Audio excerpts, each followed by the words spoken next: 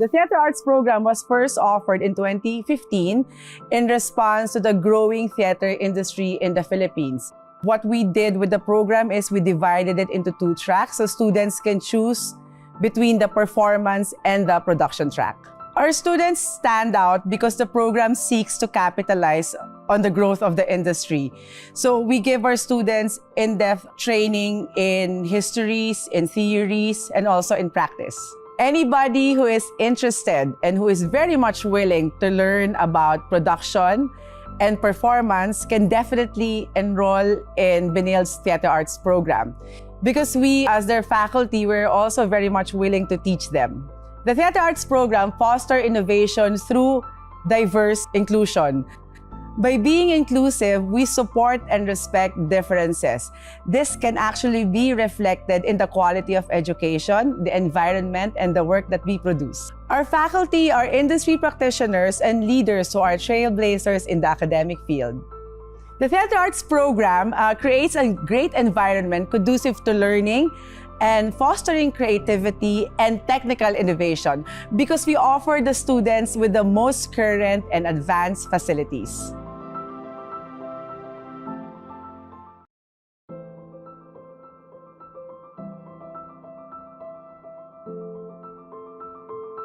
I've been a theater professional for more than 15 years. I have a master's degree. I am a senior artist teacher of the Philippine Educational Theater Association, or PETA.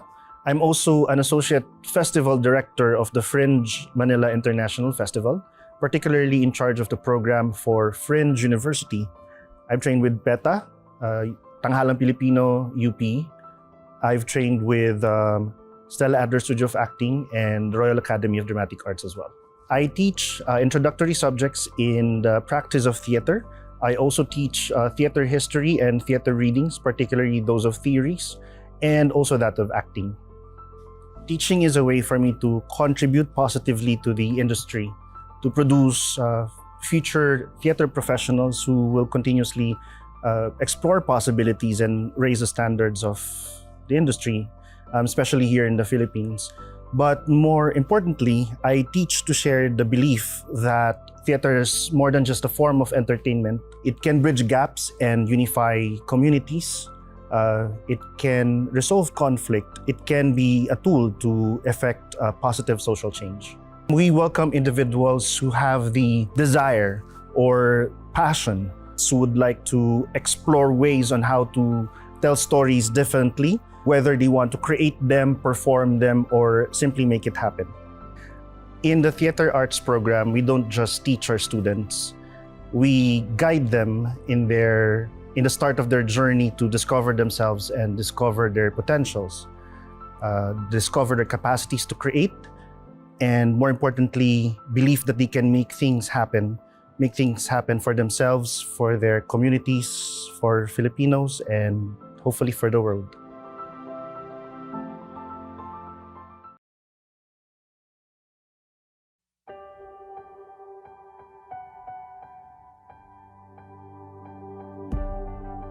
Musta is a multi-sensory, experiential journey that takes the audience through immersive spaces that unravels the inner workings of depression and mental health difficulties. To me, I find it very brave and encouraging because an issue about mental health is very relevant. It's a conversation right now, and it gives the information out there that something is happening and there's something we can do about it.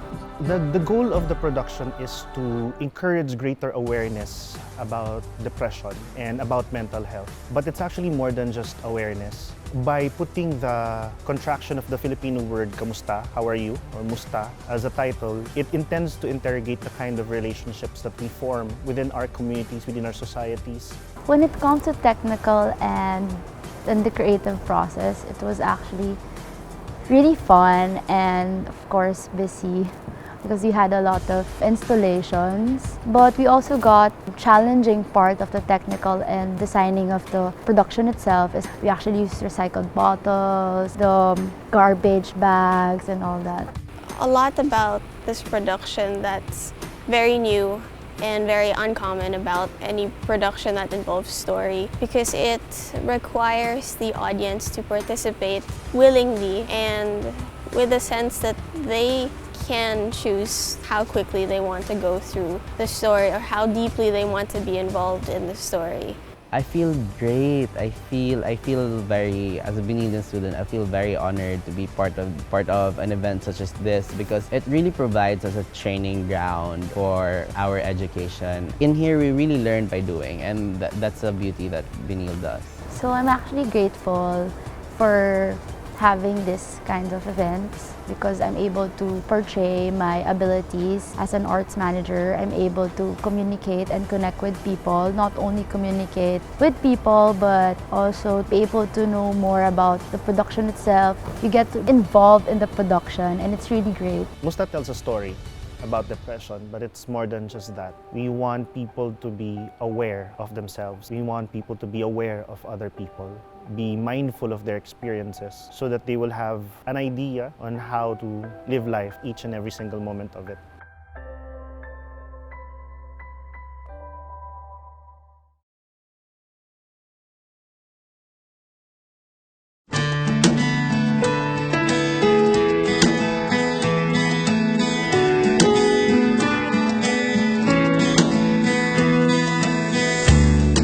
This performing arts workshop is a collaboration between Asrama Butitin, La Salvador's House, and the Office of Lasallian Missions in collaboration with the Benilde Arts and Culture Cluster. This is our second year doing this project in this beautiful and lovely community, Asrama Butitin. We saw how much the students learned from our last year's workshop and have proposed again for us to be able to come back this year, 2017. So this year, we are a much more bigger group, and the involvement of faculty from Theater Arts Design Foundation, dance, music, and production design programs. We also have students from the Theater Arts program and alumni from the technical theater and production design programs. We came back to Malaysia because we miss the people, the culture, and the food. This is our second time going in Malaysia, and seeing these kids again made us nostalgic about the first time we went here. We saw the same kids again, and there are a bunch of new ones who we had no troubles in getting to know and getting too close to. After tapping into their expressive potentials last year, this time it's all about enhancing their capacities to create stories drawn from their community that is right for their culture and tradition.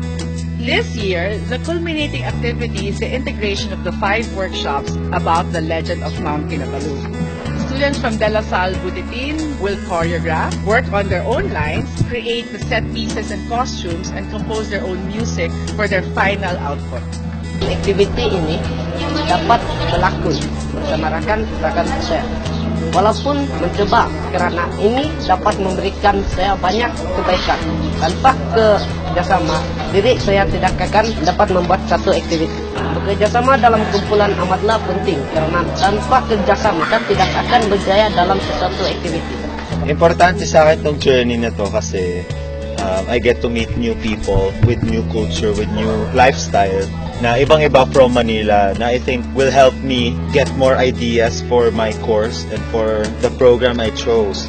I think it's very important to have these kinds of workshops. Tulad nga na sinasabi ng aming consultant at ng aming mga professor, always share. And sharing is the most important thing in life kasi you develop social relationship. Pengalaman saya dengan Bernard dan rekan-rekan ialah dalam melukis apa saja yang sukar. Secara keseluruhannya yang saya boleh katakan mengenal kerjasama ini bersama dengan Bernard dan ialah dapat mengenali bangsa Murut dan bangsa Tagalog. Well, I want them to learn lifelong skills, especially in understanding the world visually. I want them to learn rudimentary drawing skills. And I also like the collaboration between our workshop and the other workshops in creating the production.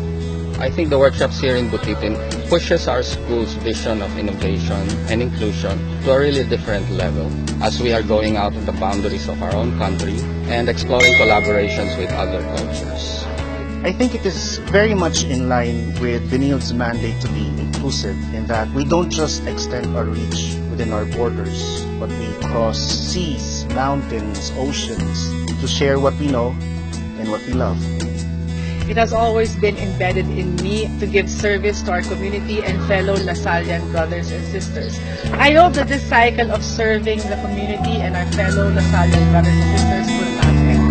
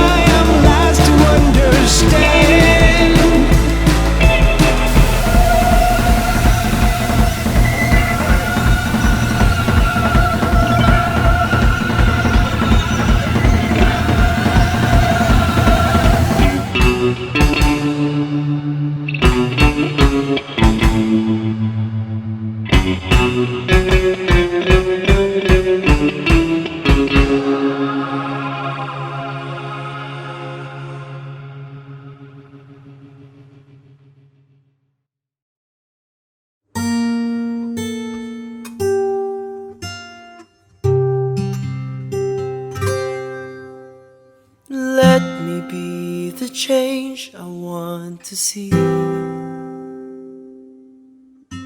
To do with strength and wisdom all that needs to be done, and become the hope that I can be. Set me free from my fears and hesitations. Grant me courage and humility. Give me the spirit to face the challenge and start the change I long to see. Today I start the change I want to see.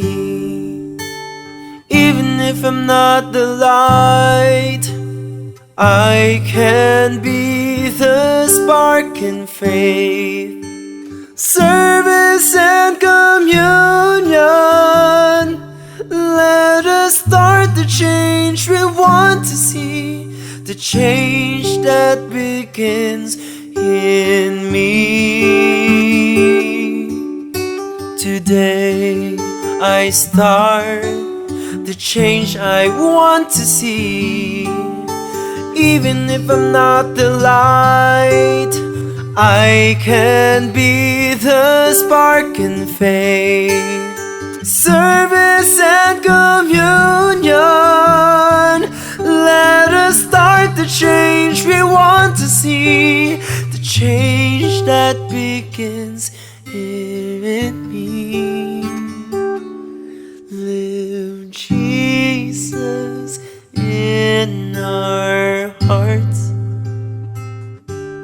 forever.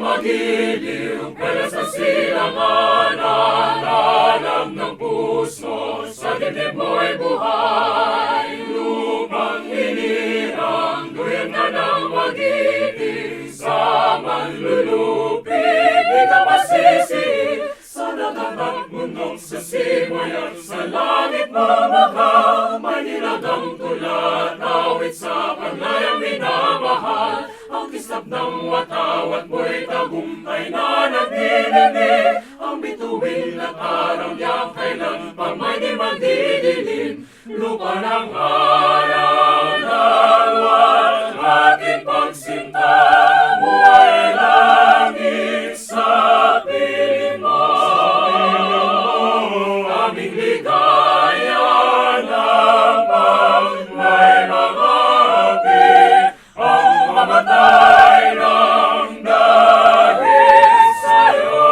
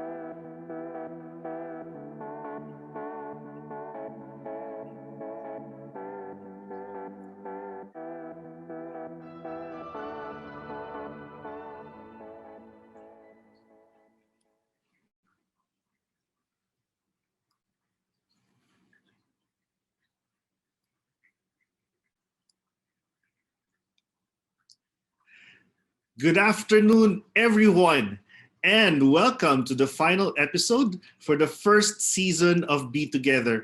And like all the previous episodes, it's sure to be another awesome and valuable learning session. I'm Villanueva Dela Cruz from Benilde Theater Arts Program and the convener of these webinar series. And with me on this wonderful journey are these amazing people that you're seeing right now. Hi, guys. Hi, I'm Bessie. Thanks for being here. Hi, I'm Jerry. Stay safe and stay hydrated. Good afternoon, everyone. I'm Meryl, and I hope you enjoyed the webinar. Hi guys, Anne here. I hope you enjoy. Hi, I'm Jade, all the way from Negros. Hope you enjoy. Hello, students and fellow theater practitioners. Hope you enjoy the webinar. Thank you. Hello, everyone. I'm Kate. Hope you have a very great day and enjoy this webinar. Hi, everyone. This is Rachel all the way from Subic. I hope you guys will enjoy this webinar series. So stay tuned for more. What is up sa inyo mga classmates, and I hope you enjoy our last episode of our webinar. And thank you. All right. We thank you all for joining us today and spending your time to learn and share your thoughts with us. I'm joining this session from Mandaluyong City, and I would like to invite you to say hello and tell us where you are joining us from by typing on the Facebook comment box. Please note that we do have a 20-second delay as we are broadcasting live from Facebook into this stream. Right now, we continue to navigate this unprecedented time, and so far, the only thing certain is the uncertainty of our situation.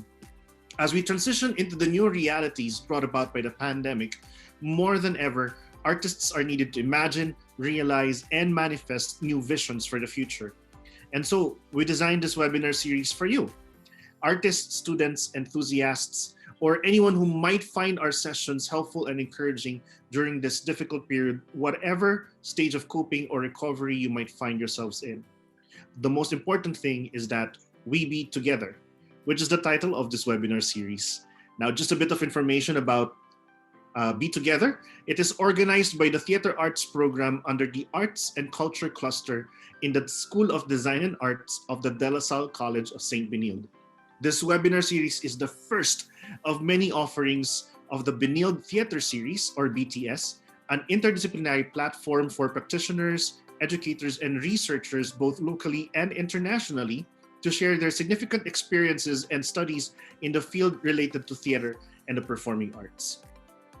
And in its first season, Be Together convenes Benildians, friends, and partners in the field of theater and related disciplines in the spirit of mutual goodwill and cooperation. It also aims for the exchange of significant experiences and learnings in responding to the current crisis, and of course, provide an opportunity to discuss and listen to valuable insights and strategies in shaping a meaningful future for the industry. The webinar series is divided into 3 strands: To Get Here, which facilitates reflections, learning points, and realizations on current mobility and platform restrictions; To Get There, which examines new strategies and approaches in producing and creating productions geared towards sustainability and promotion of our practice; and lastly, Together, which looks into viable ways and means to help the performing arts community during the pandemic. Now, we do acknowledge that Zoom fatigue or screen fatigue is real. So we do encourage you to go see the webinar sessions that you feel might be useful to you. And of course, that you'll help us share the word, especially to people and groups who could benefit from our sessions. So now, just quickly, before I hand it over to our speakers, a few housekeeping rules. During the session, we invite you to engage with each other on the comment section of this live stream.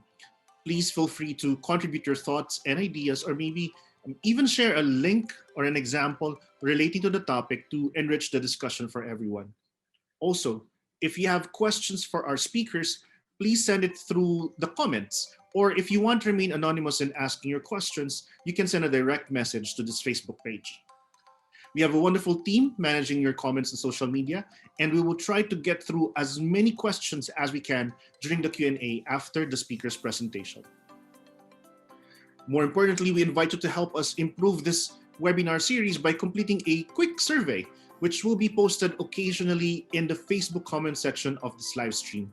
We are open to suggestions for future webinar topics that might interest you, so please take advantage of that. A recording of our session will be made available on our YouTube channel in the coming weeks, so please check back to this Facebook page in the coming days for the announcement. Please keep yourselves updated to our upcoming webinar sessions and fresh new episodes which we will be creating in the coming months based on your suggestions. And of course, while you're here, might as well like and share our page. And lastly, this webinar series is entirely online, free, and open to the public as part of Benilde's fundraising collaboration with De La Salle Philippines Kada Uno on the project BARKada Uno, Benilde Artists Rising, #Bangon Artista, an online fundraising event that seeks to assist the most vulnerable members of the arts and culture sectors. So please donate what you can. We appreciate your help. All right, and that's about it. Let's now go to our 9th and closing episode for this series, Up to Date, Applications to Boost Productivity and Student Life. Now, I know it's been difficult for a lot of students, teachers, and even practitioners to manage going online, which is why I look forward to introducing our speakers this afternoon, because they're going to share their insights on how we can make applications work for us. So let's meet our speakers. Our first speaker is a Canadian artist. A Canadian artist with Filipina and Danish ancestry. She is an actress, writer, model, events host, and radio DJ for networks such as ABS-CBN, Cosmopolitan Philippines, and Monster RX 93.1. Having just recently finished her thesis production, Lying Creatures, she is a part of Teatro 77 and is currently a graduating student of theater arts in De La Salle College of St. Benilde. It is her dream to shape communication arts towards positive, sustainable, and altruistic growth. But more than anything, she just wants to help people tell beautiful stories. Please welcome Miss Isabella Pedersen. Hi! Hi! Hi, Sir Eric. My gosh, you said graduating and it suddenly hit me. Yeah, that's right. Because you're done with all of the coursework, you're done with the thesis, right? Yeah. So after that, you can get a little bit of rest and then go create Yes. magic. Thank you, sir. That's the dream. So I hope I can provide some insights coming from a very stressed but happy thesis student. All right. Now, joining us is our second speaker. She's a cultural worker, actor, educator, and arts communicator. She began doing professional theater at the age of 15 for the Philippine Educational Theater Association, or PETA, and has become a senior artist teacher there. She currently handles the cultural promotions team, the promotions arm of Benilde's Culture and Arts Unit, which has won several awards of excellence in the Quill Awards, given by the International Association of Business Communicators. She has participated in an exchange program under Hôtel Theater in Montpellier, France, and has also ventured into both film and television. As a content creator, she has recently been creating digital and cultural work, such as her content on YouTube called Third World Thoughts. She believes that her main purpose in life is to shake the world with empathy, truth, and humor. Please welcome PETA Senior Artist Teacher and Content Creator, Social Media and Marketing Communications Expert, Ms. Julia Enriquez. Hi, good afternoon. Hi, Sir Eric. Hi, Bella. Thank you for... Hi, Miss Julia. Hello. How are you guys today? Great. It really is a good day. I mean, it's not raining, it's not too hot as well, so pretty good. But thank you for joining us today. I know you're also busy. Thank you for making time to share your insights on this particular subject matter. Of course. It's an honor. All right, so we have a lot of things to talk about. Let's start with Bella. What do you have for us? So yeah, okay. I'm pretty excited because I think the format of how we're going to be talking is just a bit more conversational, a bit like a podcast. So I'm curious to hear also, Ms. Julia and Sir Eric, your takes on sort of these student kind of versions of productivity. But yes, so I have a couple of apps that I personally use and that have been a huge lifesaver in terms of completing all the requirements to graduate. So here we go. App to date. Next slide, please. So, of course, when I was trying to think of what I could present as a student in terms of productivity, I had to kind of look at myself because, in all honesty, which is why I know these apps work, I'm not an organized person. It's not something that comes naturally to me at all. But I do find that there are some tips and tricks that have helped me. And so this is kind of not just apps, but also a process in terms of figuring out how to build a productivity regimen that kind of helps you. So first of all, you got to ask yourself some questions. Do you have too many things to do? I think all of us feel that that way at some point in our lives, right? Are you losing control of time? Do you need your help managing some projects, right? In terms of time, the reason why we want to think about this is because time is our most valuable and our most perishable asset. So what does that mean? People always say, you only live once, you only die once, and that they don't have enough time. But the reality is time is actually the most of what we have because that's our lives. So what it means is that it's so important, but it's also the thing that you can never get back. Every minute wasted is a minute that you cannot really earn. So the way that you use your time says a lot about the things you value and the future that you're building. Secondly, in terms of the projects, before we dive into the practical ways to boost productivity, I think it's so important to then examine motivations. The heart before the head. I know we always say think, but honestly, the heart really fuels the way you think. So next slide, please. So let's begin with motivation and what motivates you. I found that the easiest way to understand motivation is that it comes in two forms. It's either external or it's internal. What does that mean? So externally, if you're externally motivated, then there's something like a reward. Are you being paid for this? Are you going to earn social prestige? In my case, is it a diploma? So I know right now a lot of my motivation, and it's fine, like both external and internal are good forms of motivation. I know that degree, being able to say I graduated from Benilde School of Design and Arts, theater, woo, that's pushing me. So through all the sleepless nights and all the stress, I know that that's going to push me towards my goal. Another form of external motivation, which is very interesting, especially if you're a person that cares a lot about your friends and your family, is accountability. So would you feel accountable to others or guilty if you let them down? So this is something as well, also a little hack. For example, let's say you have a goal now, you want to lose weight. For some people, what actually helps them is to maybe have like an open goal. So they'll post it on Facebook or they'll share their journey on social media. So they feel accountable to more of a public eye. So those are kind of external forms of motivation. The second, of course, and research and psychologists say that this is actually the more lasting form of motivation, is internal. So what does this mean? Like, does something align with your values? Like, do you say, I am a person that really cares about LGBTQ rights, so you're motivated to get involved in that cause? Or does it align with your logic? Like, logically, it makes sense for me to eat healthy and sleep. Finally, of course, do you have a personal reason for doing it, a desire, or a larger purpose? So now I want to throw the question back to Sir Eric and Miss Julia. Do you find that you are more externally motivated? And of course, it's going to change depending on your goals and your season in life. But do you find you're more externally motivated or internally motivated? I'll go first. Okay.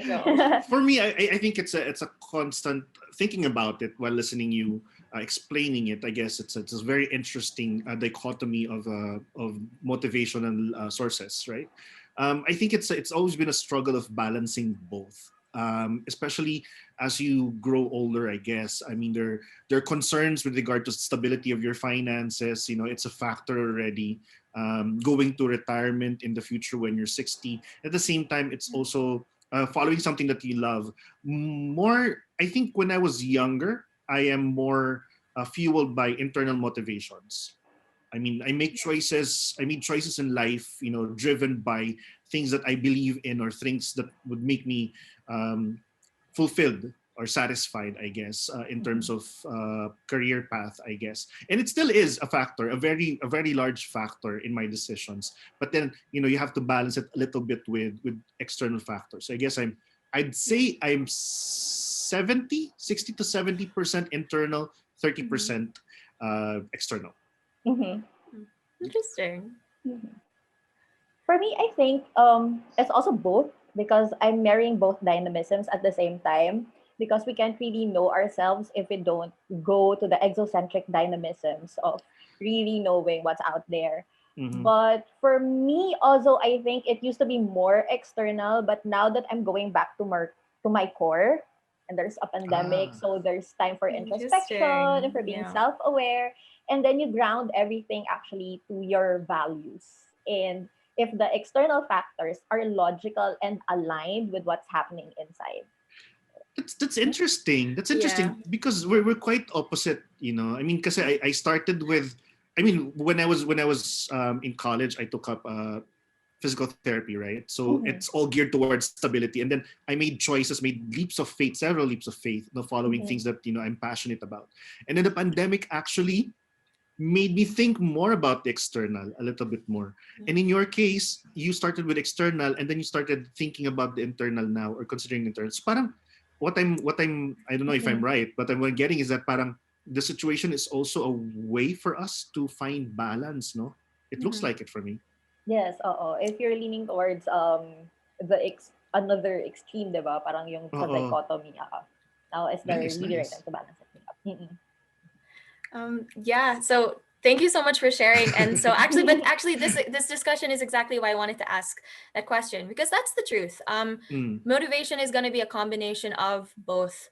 And the difference is that external motivation, and sort of the reason why psychologists say that internal is more lasting, is that external motivation is powerful. It's actually more powerful at times than internal, because it's so pressing and it's right there. It's in your face. You can't really ignore it.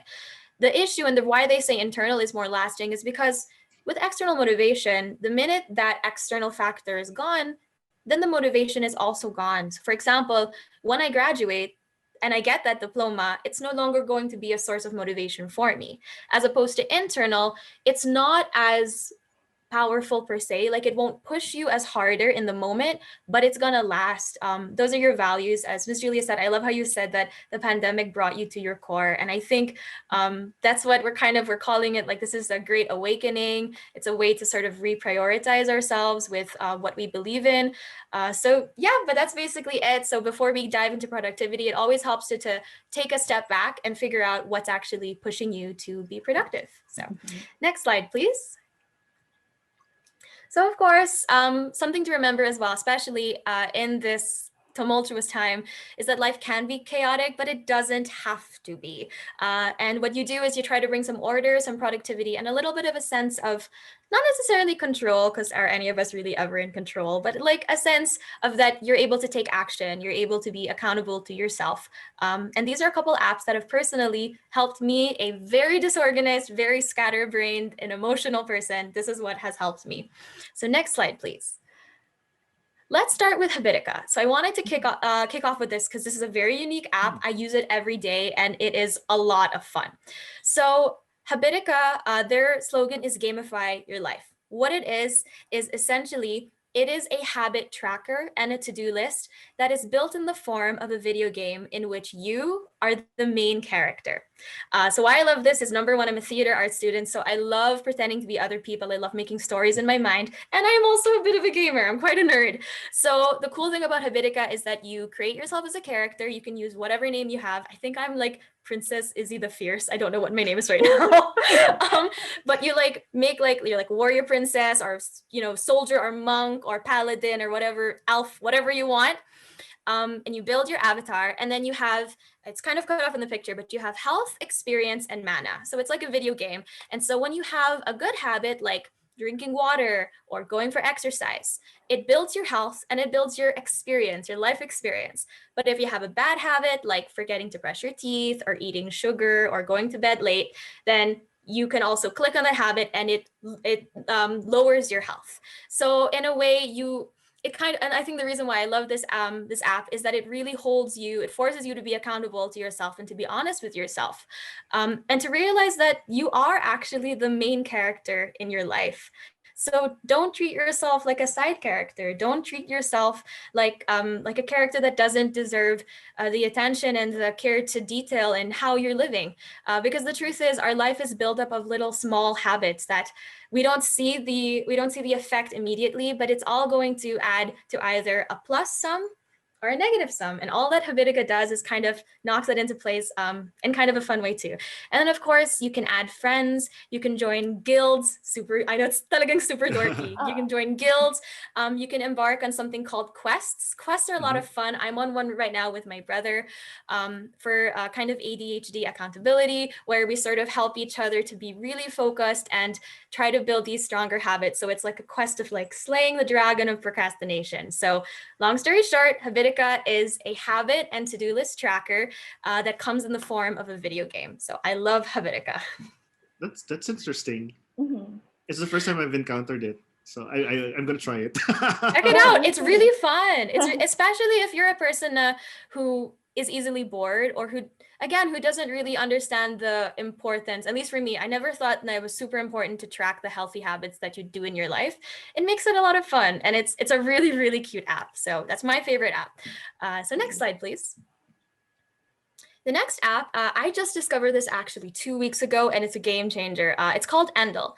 So what Endel is, it's scientifically proven soundscapes that support circadian rhythms, boost productivity and sleep, and it's backed by neuroscience. So long story short, what it is, it's a combination of, if you guys are familiar with binaural beats, it's this idea that there are certain frequencies that tap into certain regions of the brain. So they have like 4 modes, like they have one for boosting focus, they have one for relaxation, they have one for exercising, and they have one for sleep. And it's all backed by science, and the beats are actually curated by really famous musical artists. So you can also listen to some of your favorite DJs as well. And it's basically soundscapes that you just play in the background, and you don't notice it at first, but after like 5 minutes, you'll realize that it like really clicks you into a flow state. So the app itself, you have to pay for a subscription, but there's a free version of it that you can play on your website. It's called play.endel.io. So give it a try and see how it boosts your next yoga session, your next work session, or your sleep. I will try that definitely because I'm into the whole vibrations thing, and everything has to align according to the rhythm of the universe and also yourself. Great, thanks. So yeah, no, and this one, as in like, I don't even know how I encountered it. Parang I saw it like on the App Store on Apple. I was like, oh, this sounds cool. And whoa, like I shared it to all my friends agad because it really, it's very cool. Especially if you're musically inclined, the power of music to really boost your brain. And we've even seen like videos of people who suffer from dementia or Alzheimer's, but if you play music, it's like their brain, another part of their brain suddenly lights up, right? So music is powerful. So try Amdel for some soundscapes. Next slide, please. So the next app, I think that this is pretty popular and people have heard about this, but I love this app. It's called Headspace, and basically it's meditation made easy. So especially, again, if you're like me, as in I can't meditate, like I'm 3 seconds in and then my brain is like squirrel, rabbit, it's all over the place.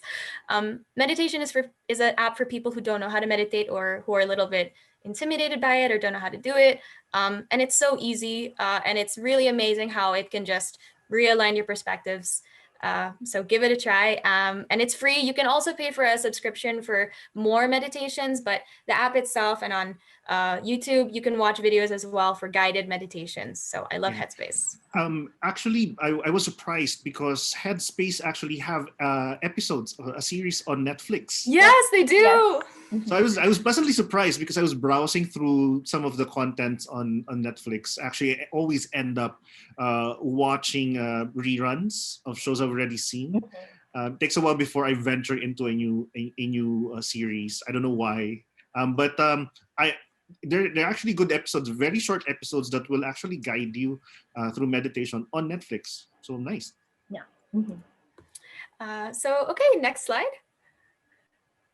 Okay, so this is not so much a productivity app in and of itself, but I have a really cool story about how Discord can be used for productivity.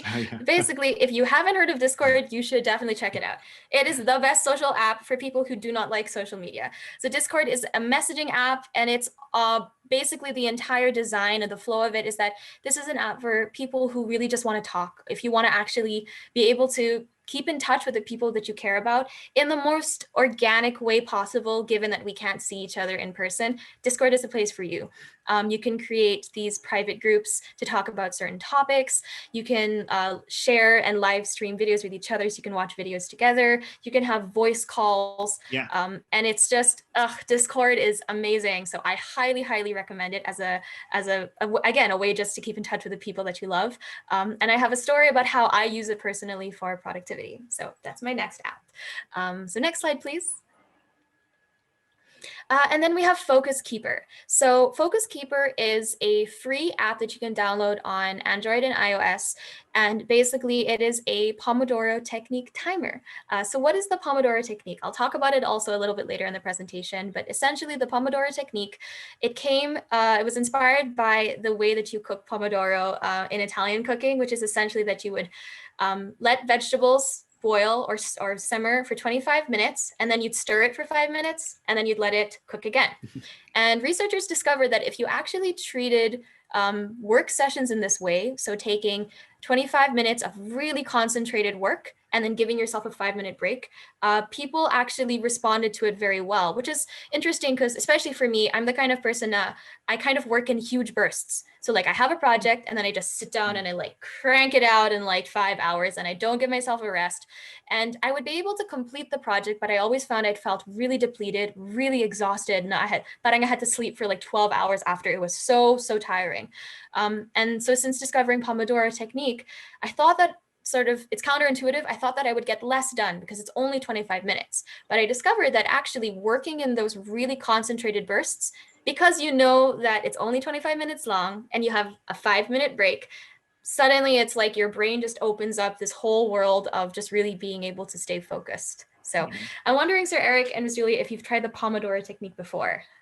Yes, I have. I've downloaded the Be Focused app. It's also a Pomodoro timer. But based on my experience, I use it especially when I was studying for my compre exam in grad school. It was very useful. But when I find myself really pressed for time, sometimes I actually I don't follow it anymore, and I end up burned out actually at the end of the day. So Yeah. I know that I need to keep following the schedule. But sometimes kasi even the breaks, I tend to, tumatagal actually. Work through it, yeah.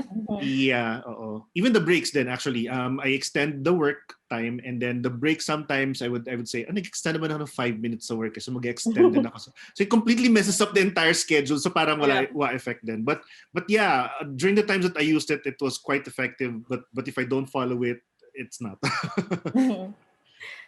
You know what? I used to do that manually. Like I just use the timer on my phone because I wasn't aware that there's actually an app that does that. But it works for me because I work better under pressure. So yeah. Okay. Thank you for letting me know that there's actually an app that will help me do that. Yeah. Mamaya later on Go meron for din it. ako. It's free. So just Yeah. Sure. So okay, great. So next slide, please. So yeah, okay, so I kind of went ahead of myself. But again, just to summarize, the Pomodoro method is where you work for a concentrated burst of 25 minutes, then you give yourself a 5-minute break. And the most common sort of flow or the cycle that people do is that they'll do 4 bursts of 25. So 25 minutes, 5-minute break, 25, 5 minutes. And then after the 4th section of 25 minutes, you have a long break, so 15 minutes. So I decided to do a bit of research. There are actually a couple scientifically proven benefits of the Pomodoro method. I don't know how scientific naman it is, but it sounded pretty good according to the research. So there's 5 main benefits. The first one is that it empowers you to control your time and avoid distraction. So sometimes, especially for myself, I would notice if I didn't have kind of a set idea of time that I wanted to work for, and I was like, oh, I've got 5 hours to finish this, I'll just do it. I suddenly found myself very wishy-washy and a little bit distracted. And it was very easy for me to fall into the rabbit hole of YouTube and Facebook and Instagram and TikTok. And I'm just, before I know it, 4 hours has gone by. I haven't done any work and then have to cram it in 1 hour. So the cool thing about this 25 is that you're a little bit empowered because you realized you are capable of working very hard for 25 minutes. So it kind of empowers you. The second one, it holds you accountable. I don't always do this, but it's actually really nice to look back on it. But if after every 25 minutes, you just note down, you look at your to-do list and you kind of note down what you've achieved, A, it keeps you on task, and B, it kind of inspires you to work back because you realize, wow, in 25 minutes, I ticked off like 5 things off my list. I didn't even think that was possible. The third is that it can significantly improve your planning and your time management in the sense of, again, if you're like me and you don't have a very good sense of time, I literally would ask myself, how many Pomodoros would it take to finish this section of the essay? So it kind of like, it gives you a new idea of time in terms of work schedules, because of course, time, it flows a little differently when you're in that work state, right? Finally, so number 4, the 4th benefit, I think this is the most important benefit for myself, is that it promotes healthy breaks. So like you mentioned, Sir Eric, you would notice now, you would kind of push through the breaks. You would make the Pomodoro parts longer, and then you would work through the break bar, and then you'll find that even though you've accomplished something, you feel super burned out after. And I think the reason is because, again, you're really squeezing as much out of your brain as possible, and the brain is still a body part, just like your legs or your arms. It does need to rest and recover after a lot of exertion. So Pomodoro keeps you kind of, it encourages you to like take that 5 minutes, get up, stretch, drink water, get a snack, and let the brain kind of breathe a little bit before diving back into work. And finally, again, like I mentioned, I'm a competitive person. I love gaming. Something about having that 25 minutes is like a little bit like, yes, it's a competition. What can I achieve in 25 minutes? And so again, you kind of turn it into a game and you challenge yourself. And like, okay, 25 minutes, and then you're looking like, oh my gosh, 3 minutes left. Wait, I can write 2 more sentences. I can keep doing it. And it really gamifies your work. And I'm a firm believer that if you're not having fun doing something, then you're either taking it too seriously or you're in the wrong thing. But even work should be fun. Find a way to enjoy it. Find a way to maintain that well-being. Right. Well, we do have some comments coming in, so we'll try to get through as many of them as we can. But this one is right on point with what we are discussing. It's from Vicky Zimmerman. Still listening. Not much in store for a senior like me. Quite stressful with those apps. Too fast and too many digital exposure. What's that? Walderscope?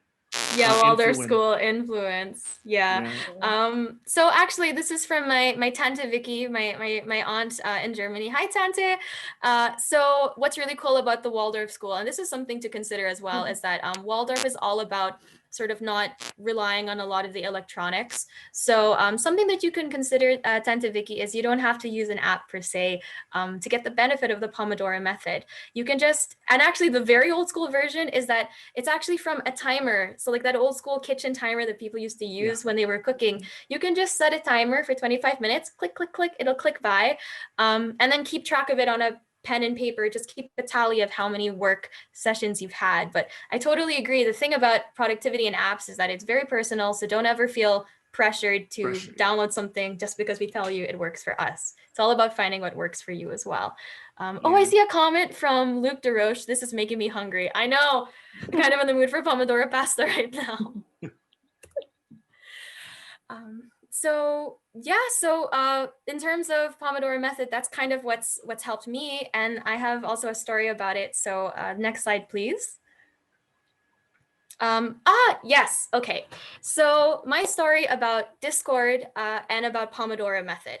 So I have two friends and they're studying different courses than myself. One is studying arts management and the other one is studying medicine.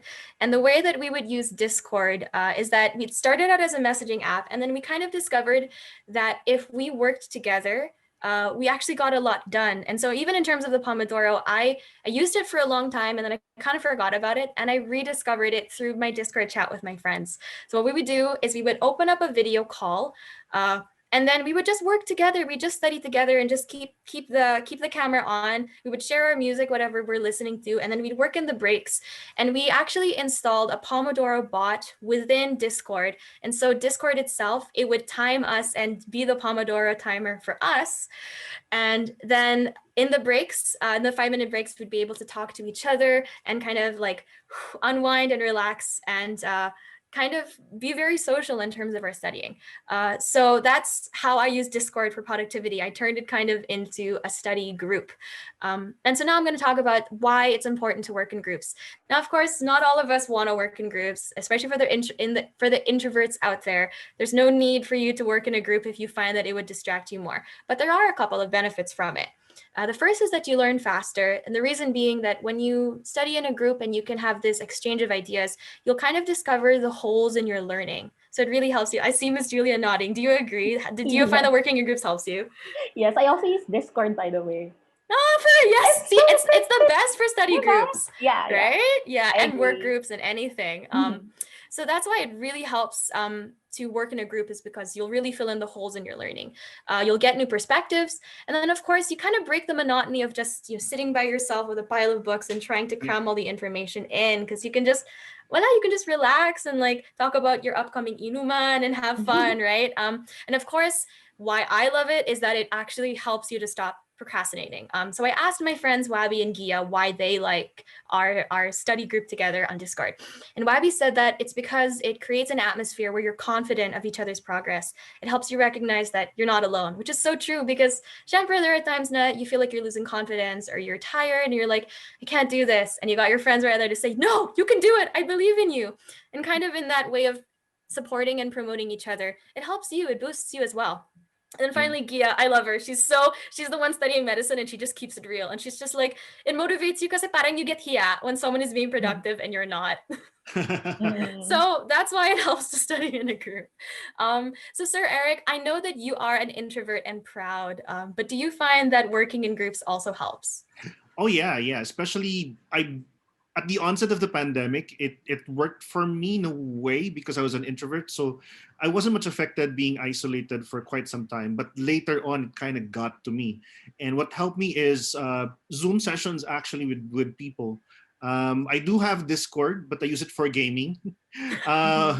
But now, because of how you use Discord, I might consider using it as a way to actually communicate with friends. I mean, doing work simultaneously with friends, even if we're doing different types of things during the day, it might actually help. So I might ask Julia to join me in one of those Discord sessions. Yeah, let's start our own channel. Yeah. Art educators, and then we can work together and Make Exactly. plans and programs. True, true. What I also Right. what I like is also how you can separate channels kasi with specific focus, no? Sometimes, honestly, I have a small group of friends but sometimes when you need to rant, you go to your friends and stuff like that, but sometimes it can be too much, especially if you're also dealing with something. So what I like about the channels is that you can assign one channel, for ranting or whatever. And then if Yeah. I'm not ready to see it, I'm not gonna look at it. But when I Exactly. want to rant, I'll just go there, right? So anyone who's free or a bit feeling a bit lighter that day who probably wants can Yeah. probably check it out and visit and talk to you or something. Yeah, you can control your consumption and your interaction. So in a way, you actually get to protect your mental health. Yeah. I like that. Control your consumption. It's true. It's really true. I'm just like, as you were talking about it and like the whole idea of like sometimes you're ranting, I'm flashing back to like all of the friend like Facebook like group chats. And I had to like scroll through like 40 messages of ranting and I was like, what am I doing? Oh yeah. So That's yeah. true. So long story short, guys, Discord, it's awesome. It's super, super customizable. Like I said, you can get like a music bot and Pomodoro. Yes, sir. No. Because it's in the gaming community that I'm in, we also have a channel for memes. You know how Facebook Messenger usually gets flooded by memes and Yes. pictures and stuff like that. We have a separate channel just for memes, Yeah. just for selfies, just for. So I guess yeah. It's nice. It doesn't flood your channel. I think this is becoming Discord promotion. Sponsor us, Discord. Yes, please. Just a disclaimer: we're not paid to talk about these Oh, apps. right. Uh-oh. Yes. Uh-oh. Also, yes. So 100%, none of this is sponsored or paid, guys. Also, I think most of these apps are free anyway. We're Yeah. just talking about what actually has helped us. So next slide, please. So yeah, just to show like a photo of how we use it. So you can see this is our Discord channel. We have everything from like media shares and announcements and like our main call is called Just Here For You. So again, whatever you need, whether you're studying or you want to rant, we're just here for you and it's just on. So that's Gia on the top left and that's Wabi underneath. They're my best friends and they study arts management and medicine. So it's interesting because all three of us have super different courses. Gia has daily exams. She's studying medicine in Ateneo and like, she's like, so of course, after every exam, she needs a rant to get it out. And then Wabi, she's very quiet, introverted, and she has big, big dreams for the future of arts. And then of course, me, I'm theater and I'm like very playful and loud and I'm always singing Sachat. So we have totally different personalities and totally different methods of working, but we do find that being together really, really helps. So next slide, please. So again, I've talked a lot, well, actually all of us, we've talked a lot about our methods and some of the apps that have helped, but ultimately what it comes down to is to find what works for you. So that's why I started with examining your motivations and examining what you need in your life, because the first step to knowing how best you're gonna work is to know yourself. So you can ask yourself questions like, are you a night owl or an early bird? Do you need complete silence or do you need some music in the background? Are you a slow and steady person or do you need bursts of energy? And be honest with yourself because of course, there's so many articles online that say, oh, you need to wake up at 5 a.m. and you need to have structured work breaks and you need to do this and this and this, and you should run every day. And like, remember that they're talking about what has helped them. But every brain is different and every body is different. All our lives are different. Our hearts are different. So don't expect what works for one person to work for you. And don't ever feel guilt or shame. Oh my gosh, but I can't meditate. Like I hate it. It's so boring. Then don't meditate. Fine. If you're a person that needs to go boxing and punch something and that, calms you down as well, then of course. And like all of these methods are valid and they're beautiful. And it's just about finding your path to well-being, which then links you to productivity. So to finish off, I have one last quote. It's from Stephen Covey, great self-help author and businessman. So the key is not to prioritize what's on your schedule, but to schedule your priorities. So find what matters to you and make time for it. And that's it. So that's Bella's tips for productivity and keeping up to date. Thanks very much. Thank you so much. Yeah, I actually picked up a lot. I'm definitely going to download Habitica. I'm gonna try It's that so fun. Actually, I saw a comment earlier as well by from Charles Silverstone. Hey Chris, I'm a giant Habitica nerd. What does your daily setup look like? Ooh, so a little bit about Habitica. You'll see this, sir, when you download. But basically you have dailies. So those are things that you have to do every single day. So for me, I have things like reading my Bible, going for a workout, brushing my teeth, doing homework. So those are some of my dailies. And then you have habits. And so habits, they're not things on a checklist that you have to do, but those are continual things. And so I'll just open my phone. I know that some of my habits are things like eating junk food versus eating healthy food, taking a moment to breathe, 10 minutes of cleaning, processing your email. So those are some of the things that are on my Habitica, on my setup. So I hope that answers your question. Have you tried this one, Julia? I mean, this is the first time It's really fun. It's interesting. really fun. I know. I mean, I later on in my presentation, I also have a something similar, but it's not gamified as a Habitica is. So I find it really interesting. Yeah. That's something I really want to try because the design it's like a game. Yeah. And all of us are Scorpio, so we like the idea of competition, earning badges. Yeah, it's true. All right. Again, we invite you on Facebook to engage with each other on the comment section of the live stream. And please feel free to contribute your thoughts and ideas, or maybe even share a link or an example relating to the topic to help make this session more fruitful for everyone. So keep those questions coming, and we will try to get through as many questions as we can later. All right. So we now move on to Julia. What do you have for us? Okay, hello. I have a presentation, and it's actually the human approach to productivity. I really enjoyed Bella's talk because, it's nice to hear something from our students. Now, I think my perspective is going to be someone coming from the labor force. And we always hear the term productive all the time, or productivity. You have to be productive. You have to produce this amount of numbers and all that. But I'm saying that this one is a human approach because we are actually being made aware that we are not just machines and just regarded as units of production, right? Because sometimes so that's true. I know that's what society is trying to make us believe. And also because since we are in the middle of a pandemic, it's nice to revisit how we view work and what's truly essential. So just like Bella, I'll be discussing some apps, pero she made a really nice point, a valid point, where you have to find out what works for you. So we'll be discussing these apps, but it's really up to you on how you're going to use them and how you're going to align all these apps to your goals and also your vision. Okay, next slide, please.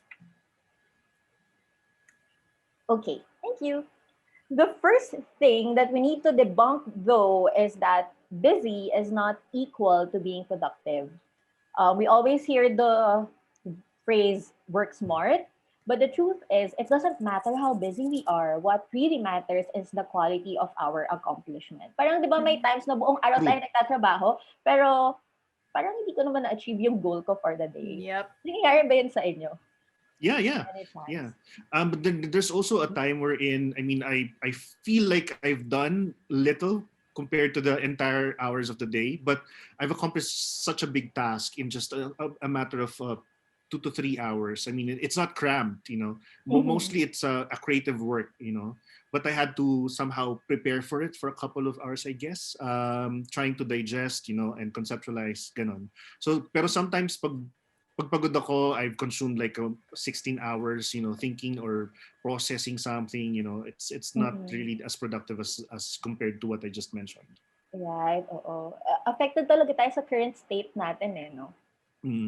Totoo, yeah. Right. Ayan. How about you, Bella?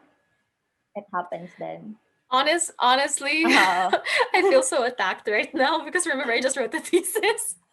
But it's so true, and I also feel that like there's I'm trying to remember the exact phrase of the quote, but it goes something along like in baka maybe it's like also my generation. So I'm part of that weird generation between millennial and Gen Z, but I think it translates into both naman. But this idea that you're only worth what you can offer. And that was kind of drilled in us from a really young age. And there was one upside from it, which is that we all suddenly got focused on what can I offer this world? What can I do to change the world? But then it also gets a little scary because it's like, then your worth is derived from whether or not you are a cog in a capitalist machine. Oh my gosh, my socialist is coming out. But it's so true, right? It's like, just because you fill your day with so many things on a to-do list, it doesn't mean that that's actually contributing to your future and to what you want your future to look like. That's right. Pero it's good that we're being aware, diba? And please, let's forgive ourselves because also me, I'm guilty of that. And it's alright because society made us think that way. So okay lang naman yon. Okay. So actually, this is internalized capitalism. So I'll give you more examples of what human approach to productivity should be. Next slide, please. Okay, let's try a TikTok game. Alam niyo, put the finger down. So let's try that. Okay.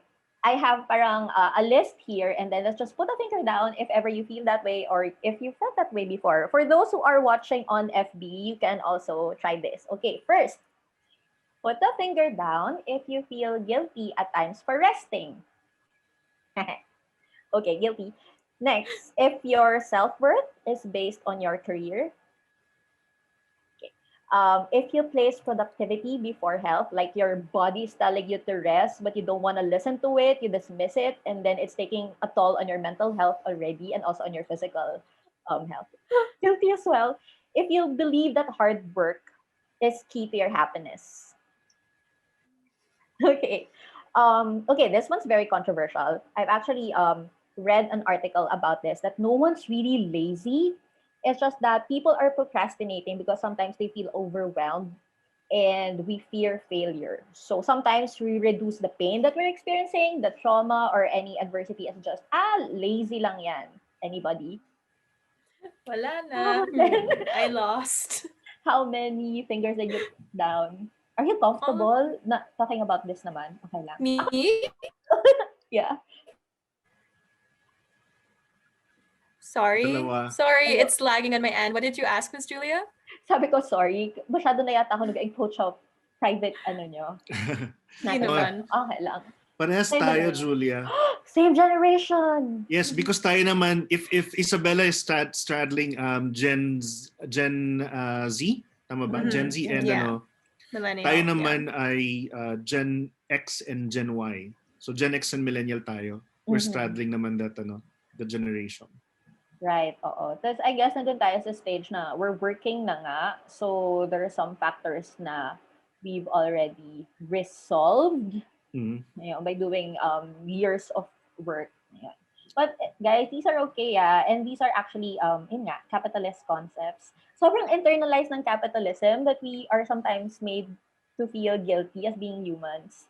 So okay lang naman if you believe these now. Pero I'm just inviting you guys to hear us out because even if you seem productive now, these are very dangerous concepts, and in the long run, it will actually affect us and also our productivity.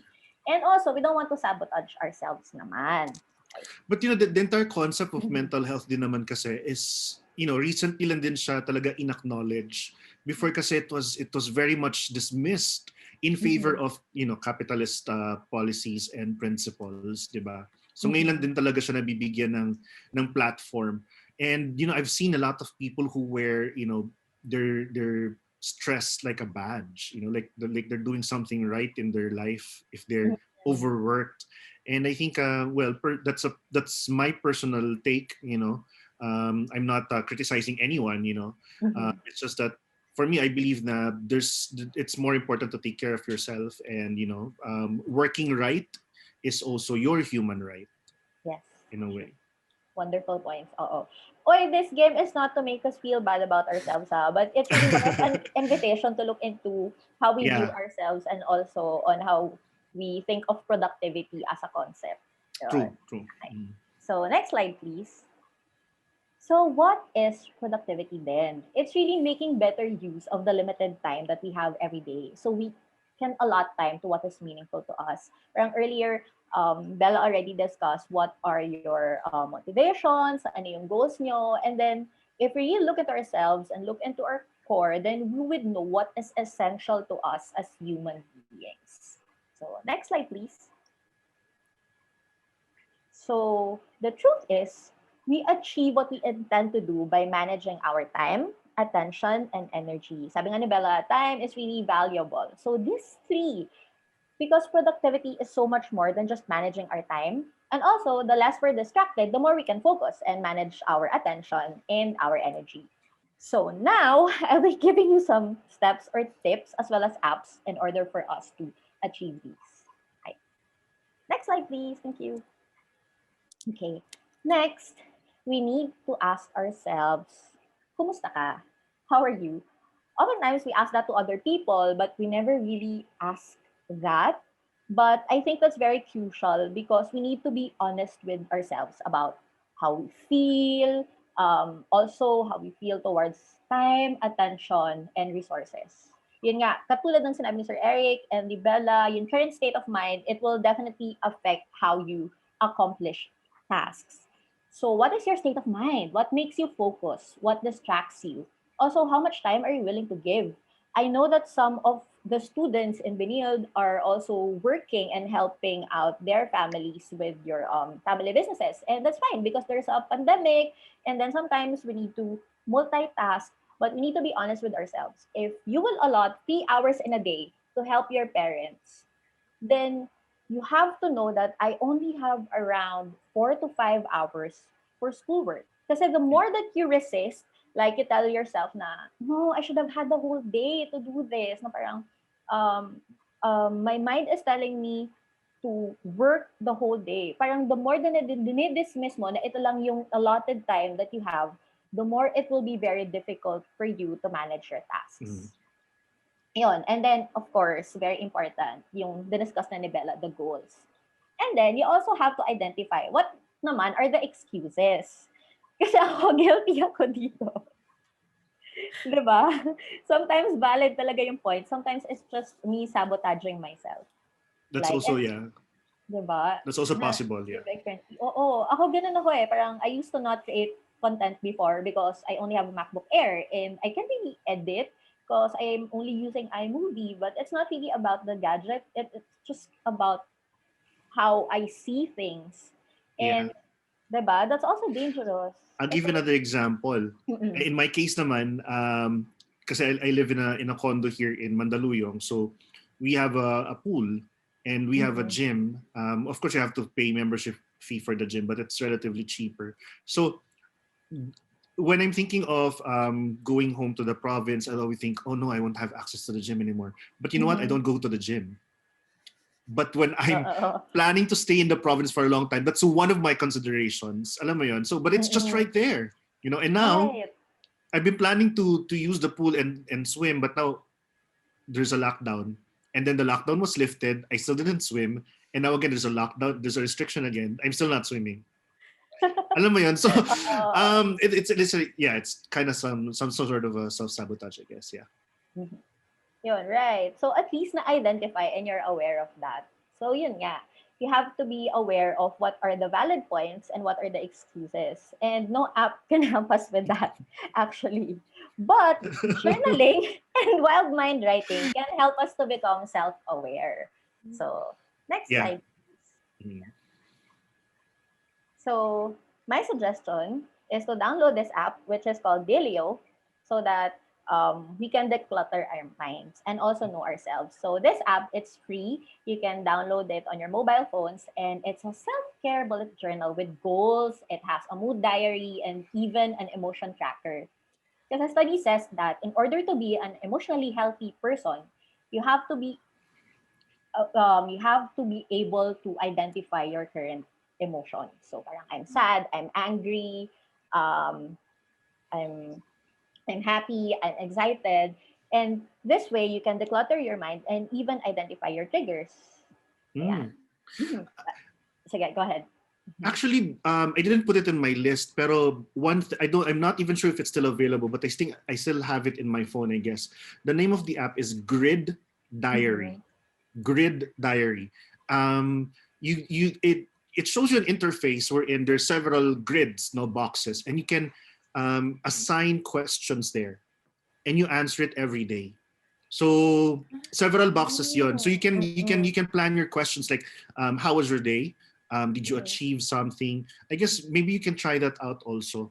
Yun lang for me. I really cannot develop that habit of answering it every day, but I think it might help because you can also assign questions for yourself para it can help you reflect at the end of the day, I guess. So it's grid diary. Yeah. Grid diary. Sige. But that's really great kasi ikaw din yung nagtatanong sa sarili mo. Yeah. So, sige. Ganda yon. So, if you couple it with this, parang you would be able to identify your triggers. Kasi nga, my therapist told me na your triggers will actually make you have like 3 responses. Parang flight, freeze, or fight, flight, or freeze. And sometimes simultaneous siyang nangyayari sa'yo.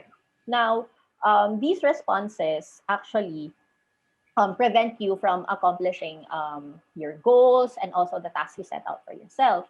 So if you identify your triggers early, you would know what would actually prevent you from doing things.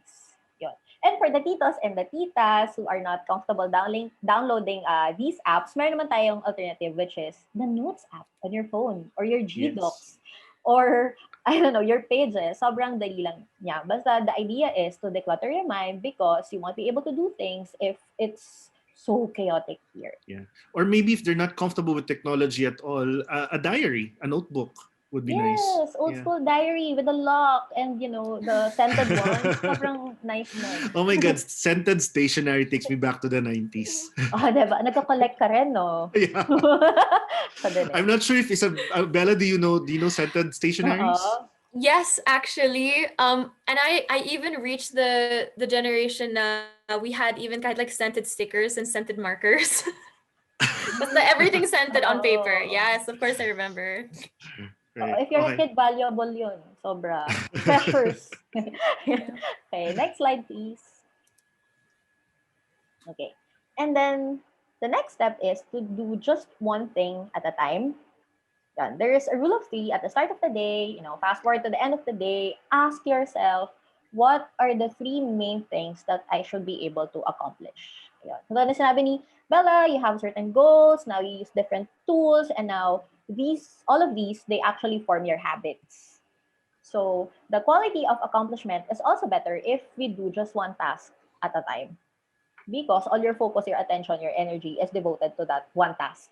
Kaya I think nag-work din yung Pomodoro technique kasi you're just devoted to one task.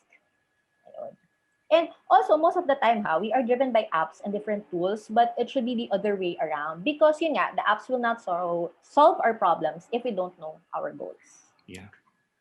Oh, for the rule of 3, you can divide it into 3 sections, personal goals, work, and home.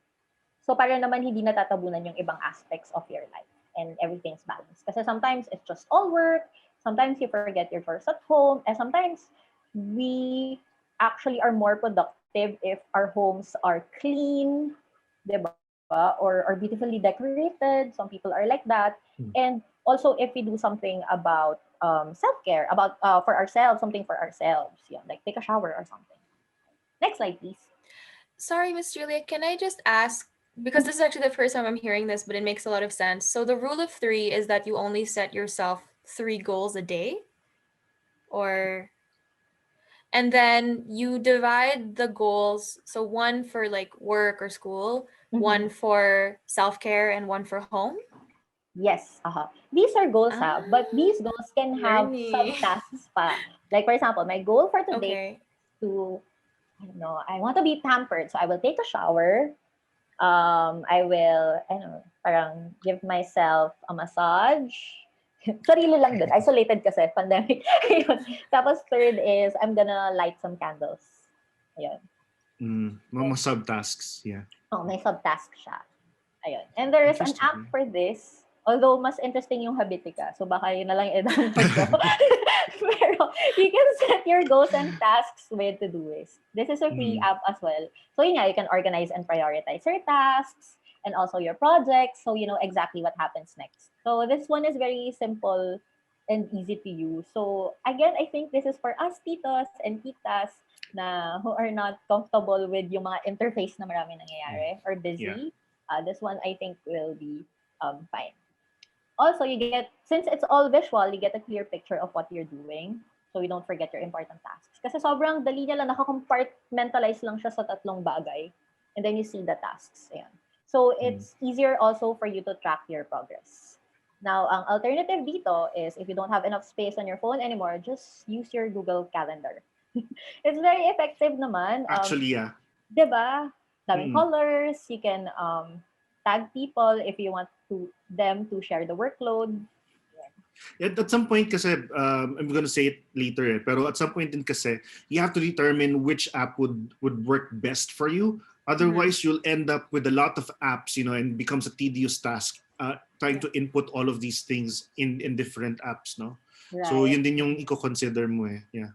Oo nga. Ang mangyayari, the apps are using you and not the other way around. Yes. Exactly. You're working for the app. It's not working for you.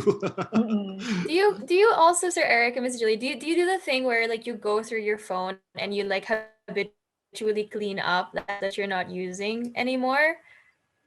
Yes. Yeah. But I have to do that often because I have a lot. I have a tendency to hoard. I have a lot of apps that I haven't used for like 2 years and still on my phone. Ooh. So I have to do that. Do you place them on a separate folder? Parang ganun din ako minsan eh. I organize them by folder. Yeah. For easier. Ayan. Okay, next slide please. Thank you. Yan. Okay, so study says naman that we spend 47% of our time procrastinating when we're connected to the internet. Put a finger down. I'm gonna put all my fingers down. I'm guilty of this.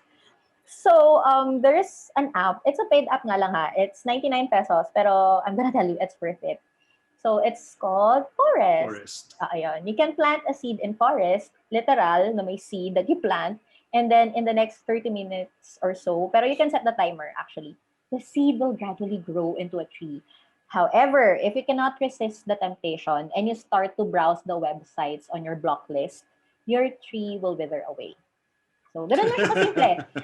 You set the timer. If you succeed, dude, you have a digital forest. And then you can even earn points, which you can use to plant actual trees, just like in Gcash.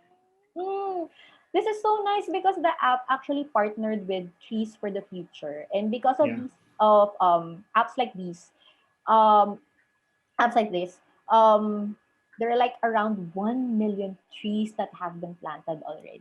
Wow. That's amazing. Oh, that's so cool. So you're patting your, I'm sorry, I'm getting so poetic. It's like you're growing the forest of your life and a forest in the world. Yeah. You're on the forest. And diba, if you're looking for purpose, to be Yeah. productive, ayun, eto na yun. Right. Doing There's a something goal. for you is actually doing something for Mother Nature. Yes, yeah, very important. Both the internal and external marrying together. Yeah. Okay. And since it's a paid app, and sometimes people don't want to pay for apps, this one is free. It's called Productivity Owl. Pero mind you, this Productivity Owl is very, very annoying, demanding. Para kang may boss sa bahay. Yun siya. And also, you need to earn the owl's respect. So the owl follows you every page you go. Kasi this one naman is an extension for Chrome and Safari. So when you're not being productive, he swoops across the page and tells you to close your tabs. If you don't close your tab, the owl will close the tab for you. So you need to go back to work. Oh my God. So yun, pandemic, we're all working from home. We don't have a boss to actually supervise what we're doing. If you need a boss to get things done, this owl will be your friend and your enemy. Oh my God. I just love that. Diba? Ayun. Also, you can schedule work hours, break time, set the timer, and block. Ay, sorry, Bella, you were saying something. No, it's like you have like a mom installed in your browser. Exactly. Wait, get back to work. Yan siya. Because the owl is Oh my God. so parang rude sometimes. No, I like that it's rude. I like the description that it will swoop in and close your tab if you won't do it, right? So sometimes kasi you need that eh. Oo. And sometimes kailangan natin mag-cold turkey sa social media eh. in Oh order to yeah, accomplish things. definitely. Yeah, I know. Doc Suni is watching, and she's saying that before turning into a zombie, get up and take a brisk walk out in the sun, hydrate, or put on some music and dance exuberantly for 5 minutes. My brain is turning into mush. Yeah, I do Yes, agree. Doc Suni. Oh yeah, I love seeing Doc Suni dance. Me too. Me too. I want to Doc see her Suni, I love you. We just saw I you dance to Jesus Christ Superstar in class. Yes. iba si Doc Suni when she dances. Oh nga, we should try that. That's a very Yeah. wonderful suggestion. Get up Yeah. and dance. Ayun. So, yan, productivity owl, if you need a boss at home. Okay, next slide, please. Who is the boss of you? The owl is the boss of you. Nagre-report ka na sa owl. You email the owl. Labo. Character na siya. Anyway, ayan, there's so much productivity porn going on. Sorry for the term, but that's really a term that the labor force uses. Pero, yun nga, if there's just too much going on, sometimes we need to, no, not really sometimes. So just like what Doc Suni said, you need time to actually take care of yourself and dance and, be mindful. We work with intent. Something I think that we're really missing is deliberateness and working with intention. And if that's the case, meditation, mindfulness is actually our friend. Yeah. Because diba meron pa tayong notion na productivity is doing much and meditation is not really doing anything. That will not really help me because it's me just taking a break and thinking of nothing. How will thinking of nothing actually help me achieve something? Okay, go ahead. Yeah, no. I mean, I attended this workshop on meditation, and then the teacher actually, she was teaching in AIM, no, and she gives this to MBA students, this kind of workshop, no, as part of her class, and everybody loves it. And then she was telling me that when she was working on her PhD, of course, nandun yung drama na she has her own room, tapos all of the papers are strewn across the floor. But before she starts, she always finds it helpful to just lie down and meditate first. And if she's done that, she feels energized, and then she accomplishes double the task. I think that's what most people don't understand. Taking care of your body, prepping your mind, your spirit will allow you to do more than just mundane tasks. Kasi sometimes all of these productivity tasks that we're being asked to do, I mean, it's like a perfunctory, and it's very difficult for us, especially us in the arts, because not all of our tasks are like that. They're not mechanical, no? It takes a lot of thought and, digesting information, conceptualizing things, yun. So, Yeah, that's true. I think, so like just as I was hearing to Sir Eric and Ms. Julia speak, like something that clicked in my mind, especially in terms of like meditation and what you said, Sir Eric, like taking the time to really set an intention. It's kind of like warming up. So, you would never just jump into a workout and like immediately try to bench press 500 pounds without stretching your body and preparing it. And you would never, like, heaven forbid, you would ever perform on stage without warming up your voice and your body. And maybe that's what meditation is for the brain. Or just taking that moment in the morning before you start your work session to just warm up your brain before you kick it into high gear. Yeah. But also, Julia, just to add, it's also about consideration kasi this whole idea of productivity and productivity porn, that idea that when you're doing something, you're productive, whatever that is, as long as you're doing or you're producing an output, it's something that is quantifiable, right? Yes. As productive. Yun din yung kailangan kasing ma-debunk, I mean, especially now that we're doing things online and at our homes, we need to streamline things. What are the necessary things that we need to accomplish versus those that we can let go for a time, or not do, especially online meetings. If it can be done through email, why don't we just do it through email? Why do we need to, go to Zoom and just, talk about it, right? Stuff like that. Exactly. I agree, diba? Sometimes it's also all quantitative. Yeah. Pero yun nga, we're not robots, we're not machines. Ayun. I'm really sorry. I don't think the slides move to the next one. The slide What's the next one? Sorry. It's number 3, be mindful, work with intent. Yeah. Okay. Sorry about that. I wasn't able to cue you. Naging sobrang excited na ako to talk about, mindfulness. Yeah. So anyway, That's true. Because really, meditation, being able to take a break, that necessary pause in life, it actually cultivates our energy, just like what both of you said. Also, this may sound ironic, but it's actually active stillness. Active And stillness. it helps us calm our mind and our spirit, which is extremely useful for increasing our focus and Yeah. getting things done. Active stillness. I do agree.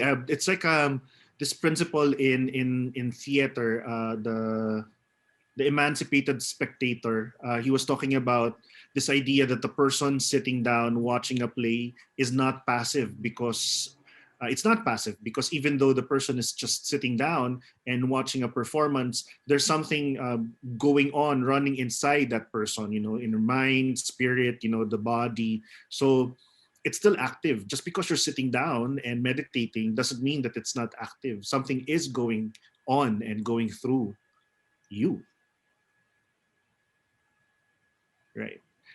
Okay. We have a comment from Miss Sunita. Being quiet and being mindful are vital. Also taking naps. Yes. Yeah. I think Julia froze for a bit. So while we wait, how many naps do you actually take, Bella? Naps. Do you take naps in between? So I have to be honest, I'm not a nap person. The reason being that I'm a very heavy sleeper. So I know that if I sleep, it's very difficult to wake me up again. Maybe that's a sign of like sleep deprivation. But even like so if I know that I have to wake up very early in the morning, sometimes I'll just stay up the whole night because I'm worried that I won't wake up. So I'm not a napper, but I have heard I heard something about coffee naps that I'd love to try one day where apparently like you drink a cup of coffee and then you take like a power nap and then when have you tried it? Yes. Does it work? Yes. Can you explain? Because I like my brain can't process it how that would work. I'm not really into the details of it. I cannot remember the details exactly, but apparently your body has certain receptors to coffee, right? And those are chemicals. Hey, Julia's back. Hi, Miss Julia, welcome back. My It's okay. laptop meditated. It needed a rest. That's okay. We know, needed I'm so to give it sorry. intentional rest. Right. It's We the were fault talking of the Philippine internet. Sorry, sige, go ahead. No, we were talking about coffee naps now. I was explaining to Isabella how coffee naps work because there's an advice where you drink a cup of coffee and then you take a nap. Because your body has receptors for those coffee, they're more receptive of those chemicals from the coffee while you're asleep. So while you're taking a nap, which is why when you wake up, you're energized. That's how I understand it. Okay, so in order for coffee to work, take a nap. Well, those are what they call coffee naps. It's the most effective. But also remember that coffees can only work for 4 hours. After that, bangag ka na. Yeah. That's true. I mean, people keep on drinking cups of coffee one after the other, not knowing that at the end of the day, you'll pretty much be floating already. You're not as productive as you would be. Yeah. Ayan. Okay. Let's continue, Julia. Okay, I think my laptop is fine now. It has already cultivated its energy together with the Philippine internet. Yeah, Doc Sun said that's funny, Julia. Sorry po. Okay, next slide, please. Thank you. Ayan, next. Okay. So, Bella already mentioned some meditation apps. I also think that Headspace is a really good app, pero this is just an alternative. You can meditate with Insight Timer. It's also a free app. Meron din siyang pre-recorded guided meditation sessions. And you can customize the length. It also has a tracker so that you can chart your progress. Pwede rin siyang medyo kung competitive ka, you can actually earn badges for the time you've spent meditating. And this one naman is new. Spotify made a daily wellness playlist. And it's a personalized mix of grounding motivational podcasts and feel-good music that can actually help you find positivity, mindfulness or peace throughout the day. Now, this one's really nice because it's curated and it's based on algorithm. So you won't hear music naman that you don't like or that you don't want to listen to. I think this is refreshed in the morning and in the evening. So you get like a fresh list of podcasts, guided meditations, and music. Yeah. Well, one thing that I realized while in this isolated environment is that I have taken music for granted, and I haven't been playing music that much for the past few years. And I actually underestimated its effects. It can boost your mood really when you try to create a playlist for in the morning, to make your day, and then at night actually to slow things down for you. Yeah. Also, I'm curious, which genre of music do you listen to in order to focus, to help you focus? Classical music for me, Classical. How about particularly you? cello, Bach's cello, unaccompanied cello. Nice. Beautiful. How about I you, think Bella? I think for me it kind of depends what I'm working on.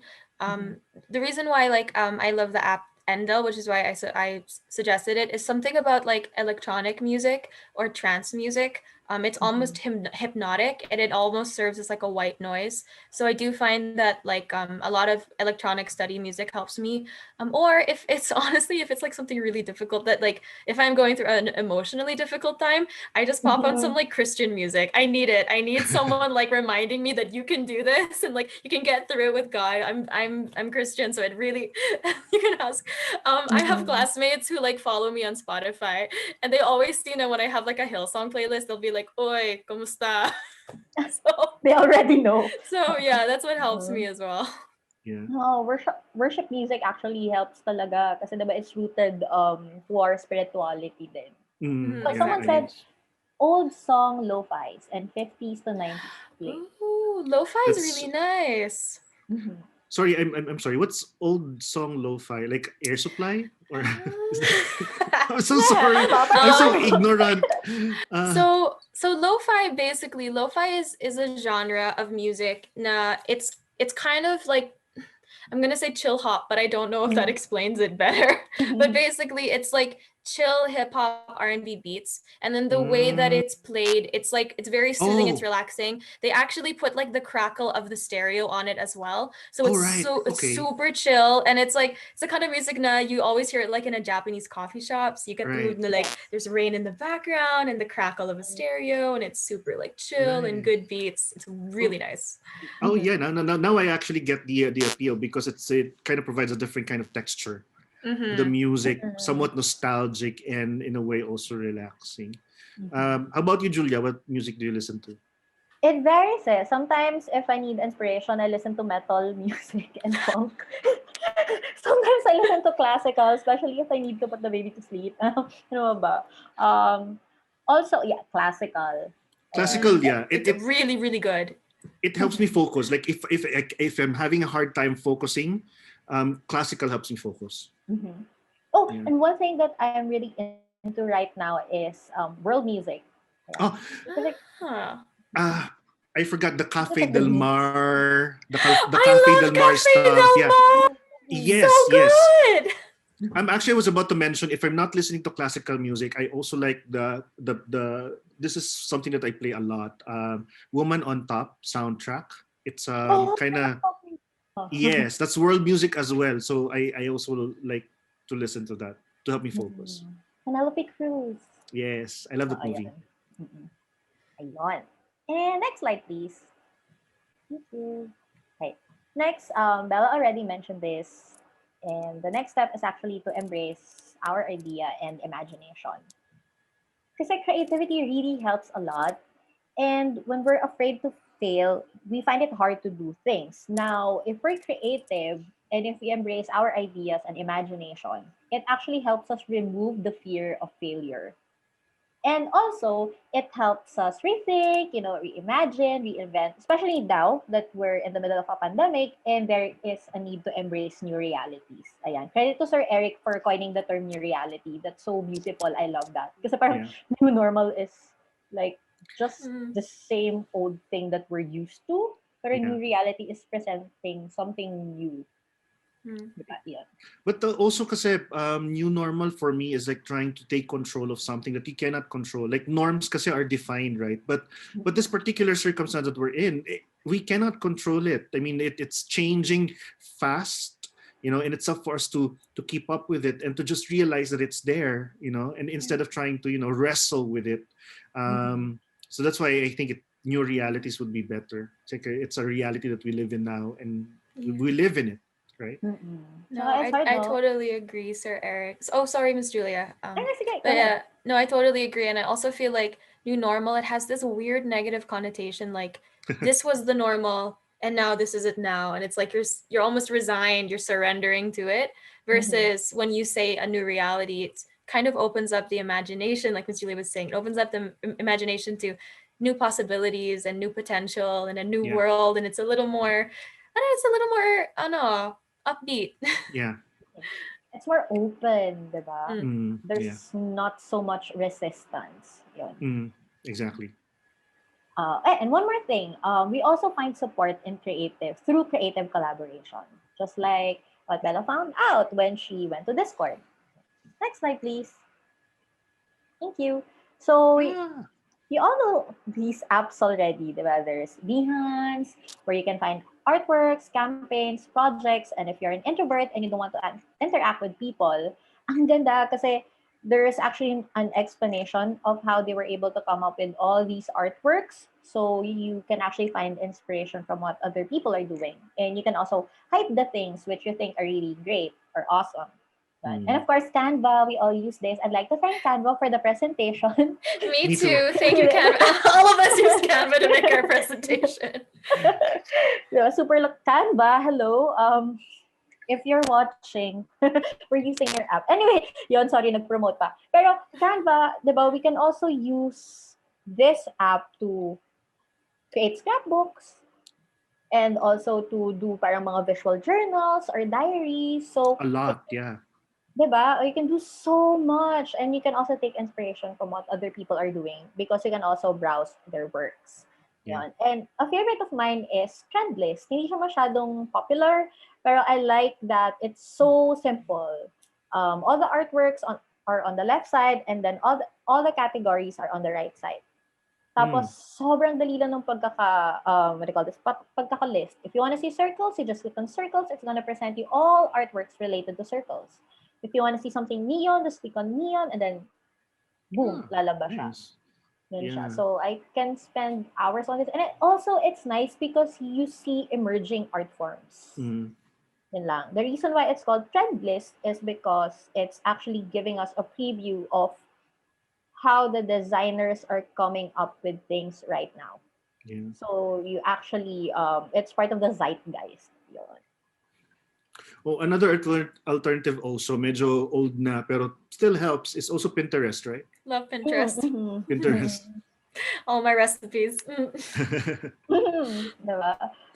House design, all that. So wonderful mood boards. You can find all of those on Pinterest. Next slide, please. And na-mention na ni Bella Discord, so I won't get so much into that anymore. And then you can actually join different art groups on Facebook. There are different groups based on interest, hobbies. Sometimes there's even art groups for whatever it is that you're dealing right now.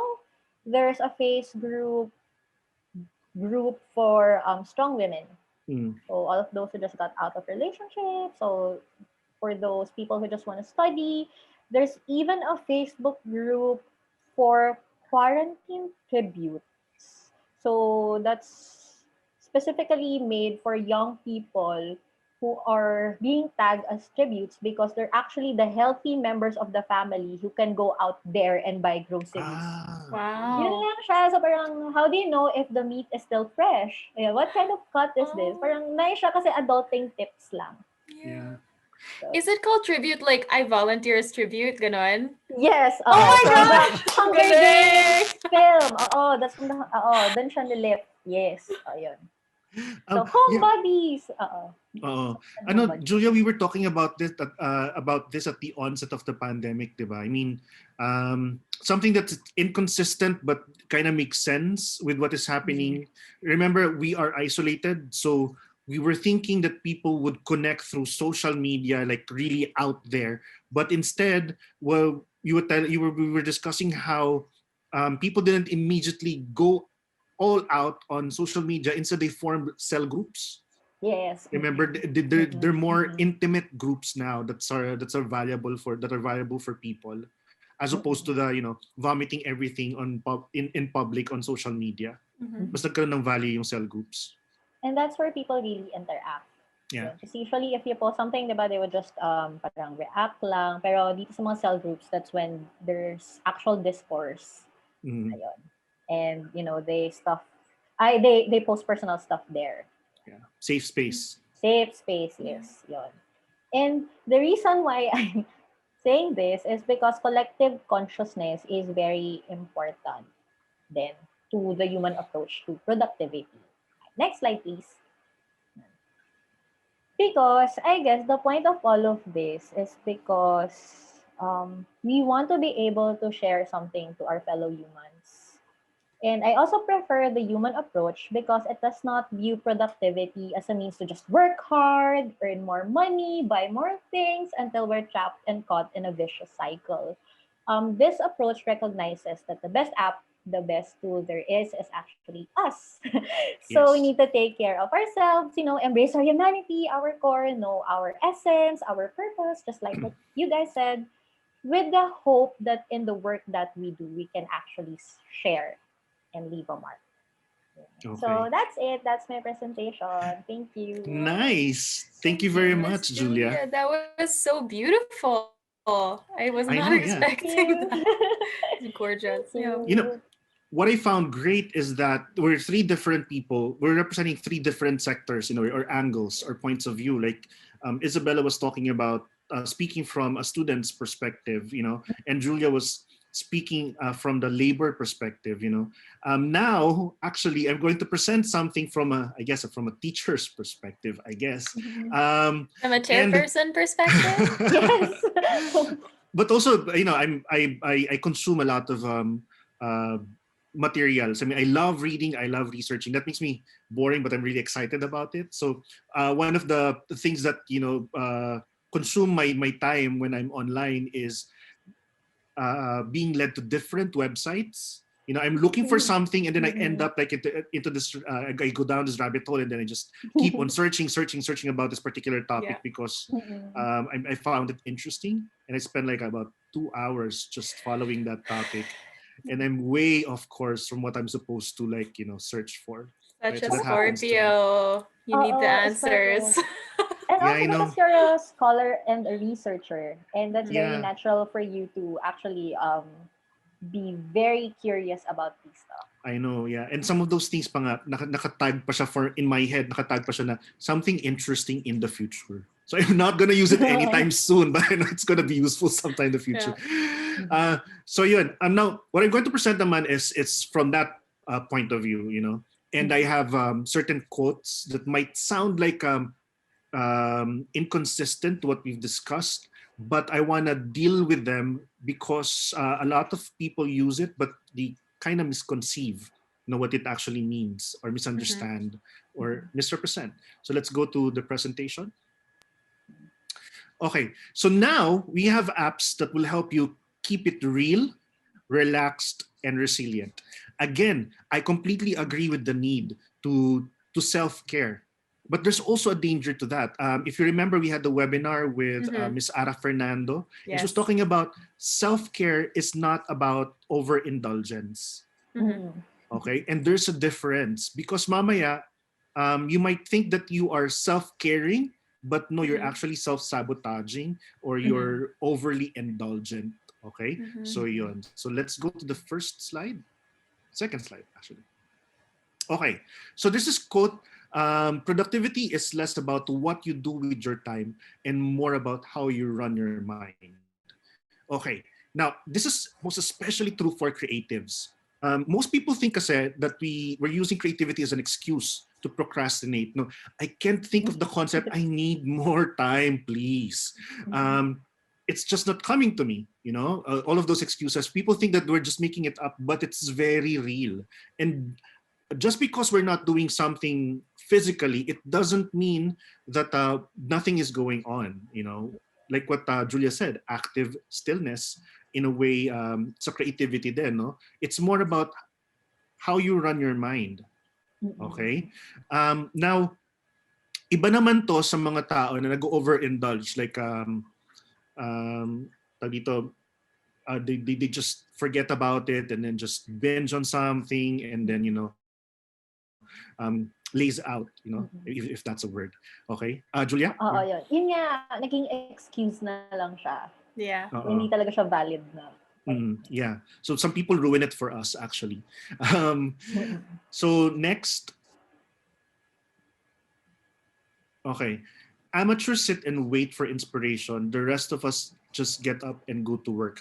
Now, most people would think that it's unfair based on what we've talked about earlier on, na parang ito nga yung capitalist principle ng kailangan we have to be doing something, not sitting down, if you sit down and wait for inspiration, you're lazy. I think this is also misunderstood, I believe, because for me that still works. Because amateurs will sit down and wait for inspiration in a sense that, they didn't set their mind to a particular goal, Kasi iba kasi ang artist if you have this self-awareness na, okay, I need to think of something creative but it's not coming to me right now. So I need to take a break. And that's a conscious decision. That's a goal. It's a goal to take a break because I'm not just digesting anything at the moment. Okay? And it's part of getting up and going to work. For me, that's working also. Taking care of your body and knowing what your body needs and being aware of it, it's part of working. Because if you go to the next slide, sorry. Ayan. Some people kasi, they just wait for things to happen someday. Okay? It's different. Taking a break, having a conscious idea, or parang conscious effort, or intention, yeah, that's the word, intention to take a break because you need to recharge, it's not being lazy. Okay? If you don't have that intention, yun yung overindulgent, yun yung hindi part ng self-care. Okay? For me kasi, the entire notion of creating something, doing something, being productive, it also involves self-care. Because if you don't care for yourself, you're not going to be productive. Okay? So the breaks that you need to take, sometimes the Netflix shows that you have to watch for a time, eating, walking, dancing, like what Sunita was talking about, they're all part of self-care and they're all part of being productive. Julia, you're about to say something.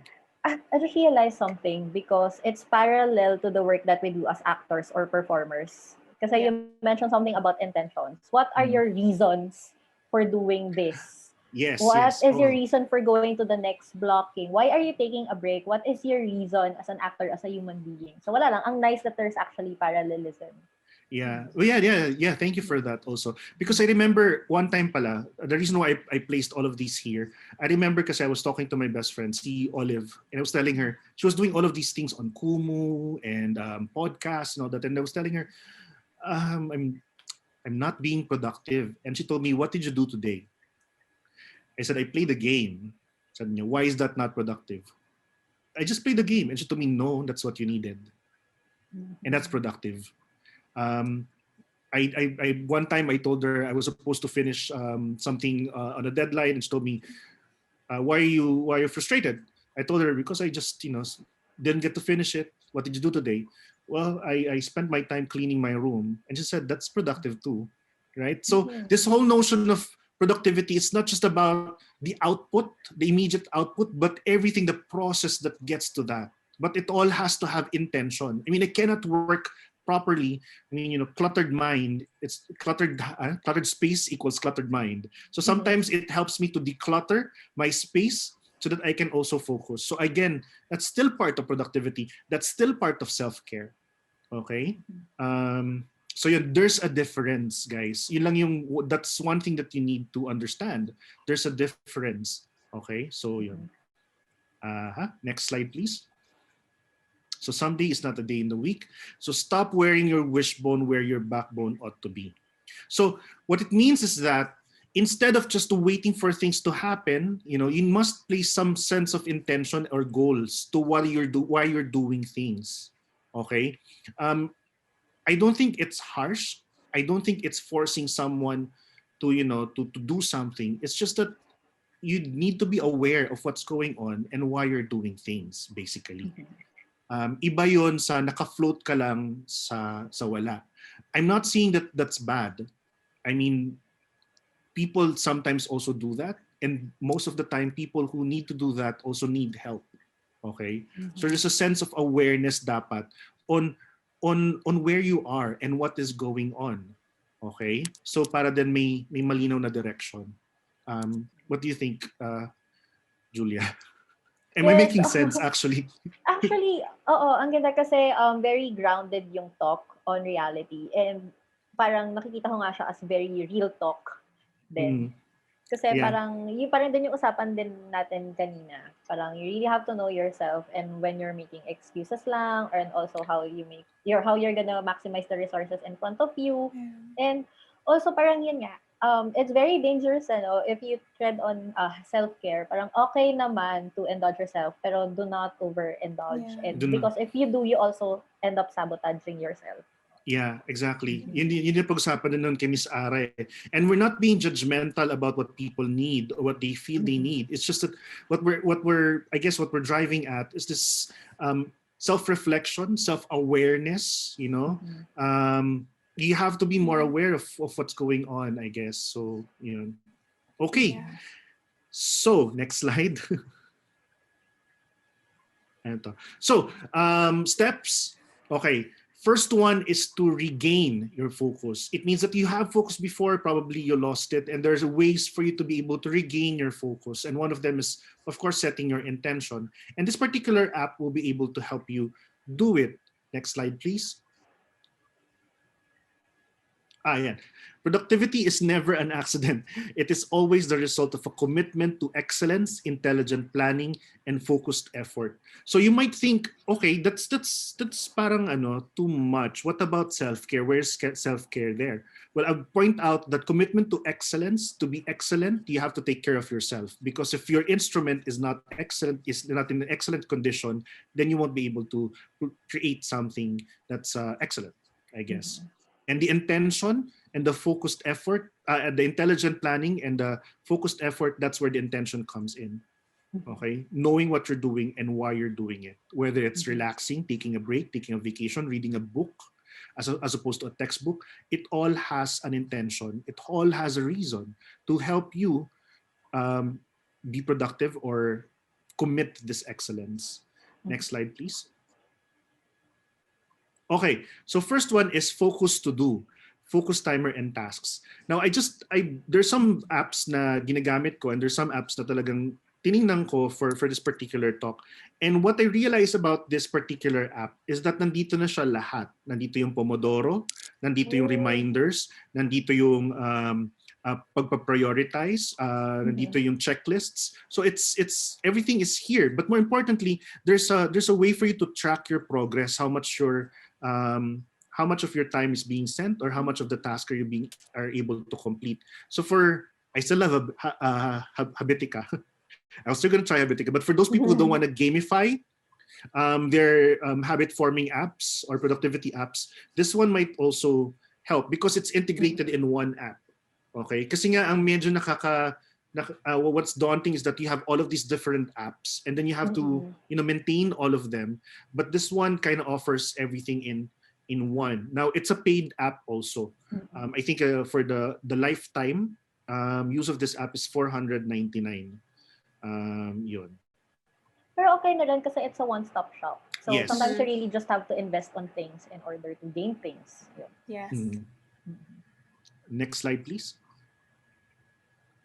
Okay, step 2, take control. I mean, I know Bella said something that kanina na you cannot really control everything. But I have this mantra of focusing on what you can control and letting go of the things that you cannot.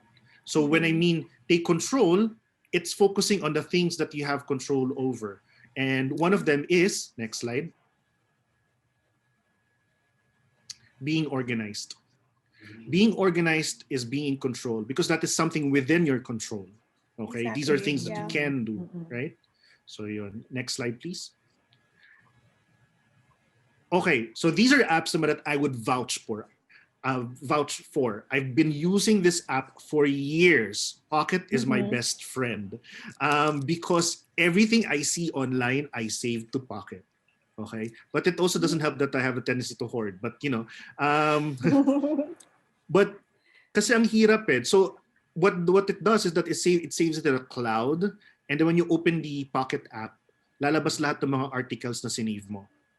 Okay, so for me, when I'm researching something and I don't have the time to read all of it at that moment, I just save them for read later. It's like watch later for YouTube, something that you can read later. Okay, there's a premium version of this app, but I'm using the free one and it still works. So it's okay. I think the premium app will allow you to download or read anytime, I think, or make sure that it's backed up and you don't lose the things that you save. But I haven't lost any article or any document that I've saved to Pocket so far, and I've saved a lot, right? So it's still there. Okay, next slide. When you're writing a paper, diba? And you need to get things organized. At ang latest pala lang dinagdag ay tags. They have tags already, so you can easily research. You can create tags.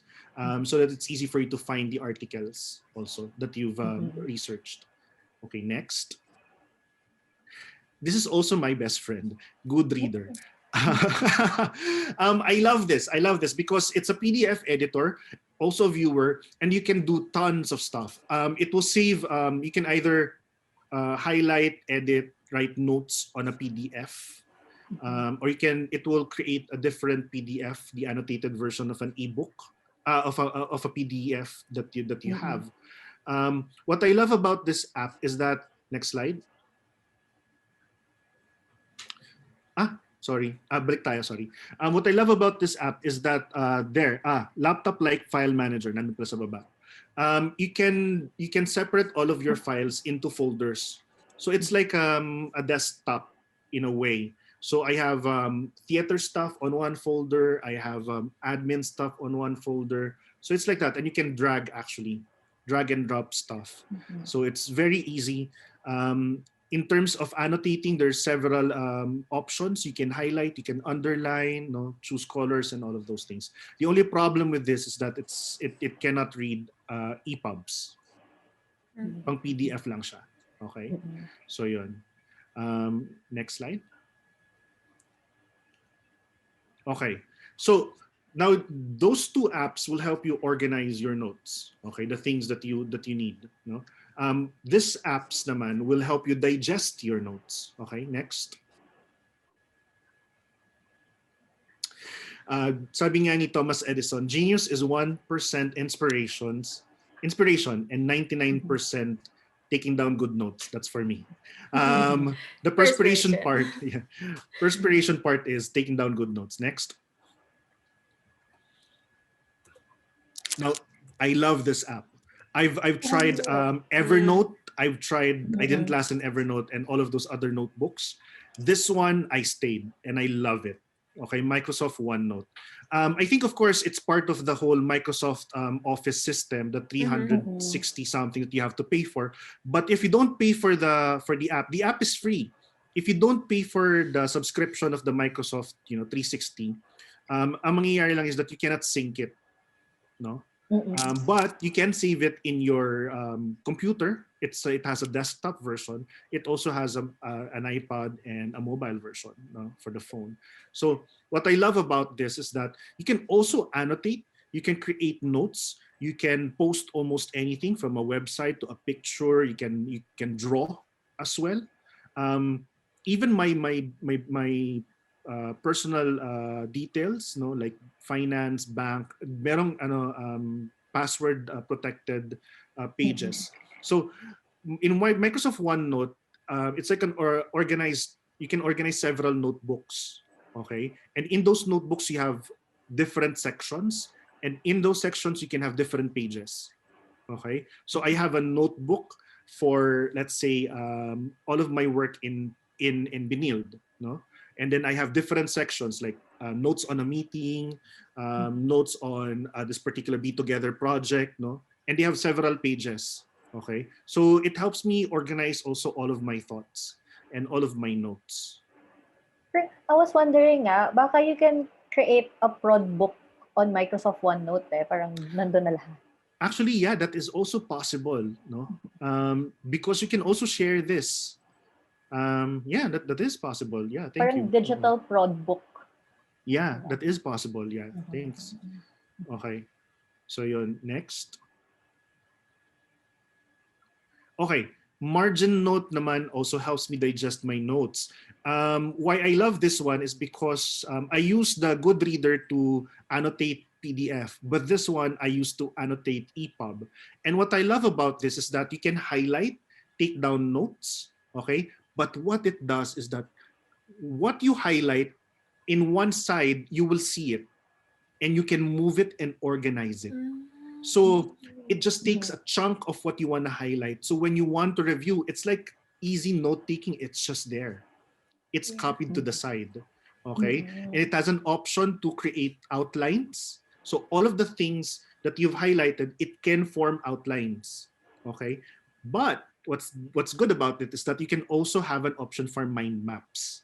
You can mind map all of the things that you've highlighted. Okay. So this one I actually love. So you might find it very useful. Next slide, please. Of course, you might laugh, but this is very, very helpful for me, especially when I cannot think of a word. I mean, English is my second language. So most of the time, I have to check the dictionary and I have to check the thesaurus. Bella. Thesaurus is my secret. Oh my gosh. Yes. Before we had all of these applications, when we were acting, Julia, we were always asked to have verbs. When we were studying acting, what's your objective? What verb are you going to use? We were asked to carry thesaurus and dictionaries so that we can check what the word means and how if we can use it as a verb for acting. But of course, now it's very convenient because it's in your phone, right? Yeah. So yun. But it really helps. It really helps. Okay. This one is free. So, and then so far, I think that's the best one that I have that I have been using. Okay, next. I also I want to quickly add this. Yeah, I 100%. I also have dictionary and thesaurus on my phone, and so for anyone who's watching who is getting into writing, it's always been my secret to whenever I write anything, and also even when I was drafting the script for our thesis production, I would think of a word, and let's say, for example, the word is happy, but it didn't quite sit. It's like, no, happy, it's not quite happy. So all you do is you pop it into the thesaurus, and you'll find all the different words, and then you realize it's not happy, it's content, or it's joyful, or it's ecstatic, and it gives such a kick to your writing. To find another way to say a word. So I 100% recommend it. Thesaurus is your secret to like boosting all of your writing, like 10 levels. Julia, you want to add? Ako din, because I'm kind of forgetting the English language already. Because at time, I was speaking another language. Tapos ngayon, muddled up na siya lahat sa brain ko. Even the pronunciation. So ngayon, hindi na ako very confident. So I have to check the dictionary all the time, even the pronunciation. If it's still English or is it French or Spanish? French or Spanish or whatever. Yeah. Yeah. Bilingual problems. I know you. Yeah. Okay. Now this is very helpful, especially for students. There are a lot of citation applications that you can check. There's EndNote. I'm not sure if Mendeley is also in, but Mendeley is good, yeah. But I found some that are free, and this one's free, no? Ako kasi, for me, EndNote is quite complicated to use or navigate. So all I do is that I just need the formulation. I mean, I cannot memorize the way it should be written, the syntax and all of those things. So this one actually helps cited or citation and references. So it some citation applications kasi it's limited to APA, some are limited to MLA. This one has APA, MLA, and Chicago. So you just need to put the information and then it helps you formulate the citation. And very, very helpful. Especially, a lot of students, I know, even me sometimes parang, it's too tedious to put citations because, have to research and all that. But this one really helps. And we need to do it because we're scholars and, we're studying, we're students, right? Oh my goodness, sorry. Go, sorry. This is super convenient. Bakit wala pang ganitong app nung nag-thesis tayo ng college? I know. Sa library. I know, di ba? Everything, oo. Yeah, because you have to borrow the book, the citation book, because you have to check, Yeah, everything's here. You can just input the details, right? Next slide, please. Okay, so next thing that you need to do, okay, after digesting your notes is to test your strength. Next. So life has many ways of testing a person's will, either by having nothing happen at all or by having everything happen all at once. That's Paulo Coelho. So even though you're studying, as a student, you need to also test your skills, okay? Your memory, how much you've learned. And you can do that on your own as well. And there are apps that can help you. Next slide, please. Flashcards with Cram. This one naman is also free. It will help you create flashcards. Some of them, depending on sa mode na gusto mo, there's flashcards for memory. There's flashcards that are like for games. It's gamified, like the second slide there. It helps you remember stuff. It quizzes you also using the flashcards. So before, kasi when I was in college, I was using index cards. And I was putting the information there, and that's what I used to review. Look now, they have flashcards in the phone. Diba? Uh-oh. So meron pa yan. It can also help you. It can also help you quiz yourself. I mean, there's the terminology on one side, and then the answer at the back, right? So it really can help you. Next slide, please. Almost similar to this is Quizlet. So yun, flashcards din siya. Now, both of them, I think they're pre-made modules also on certain subjects like biology and stuff. But I think you can also create your own flashcards. Okay, next slide, please. Okay, so after all of these things, do not forget, it's still very important to keep a sound body and mind. Okay, next slide. The sound body is the product of the sound mind. It goes together. Okay, you cannot have a fit body without a fit mind. So let's not forget that while we spend too much time, working out our bodies, we also need to work out our minds. If we need to relax our bodies, we also need to relax our minds. Okay, that's George Bernard Shaw. Okay, next. Okay. Now, I've had this app for a long time before it became a subscription. It's a sleep cycle tracker, and why I like this one is that you can choose a certain mode on how it's going to alarm you or wake you up. So it also has this way of determining your sleep patterns. Of course, this one now also recommends the use of an Apple Watch, but I think also this app allows you to just put your phone under your pillow. It kind of defines or tries to figure out if you're sleeping lightly, if you're moving a lot, or you're in a deep sleep. So it keeps track of that. So minsan, when I set an alarm using this particular app, ang gagawin yan, you can also choose the sound. The paid version, the subscription version allows more options, but it wakes you up lightly first. And then pag doon na sa time na malapit ka ng time na set mo for alarm, doon talagang gigisingin ka na niya. So hindi abrupt yung pag-alarm. So it slowly tries to bring you, closer and closer to waking up. So yun. That's why I love this app. Also because, it can also record snores and sounds. So now originally it's free. Now it's in the subscription. But before I used to, record the sound when I sleep, so I'd see if I'm snoring or not. So yeah. And also sleep talking. You can turn that into a performance. Yeah. True. Okay. Next slide, please. Okay. Ito naman yung competition ng Headspace. It's Calm.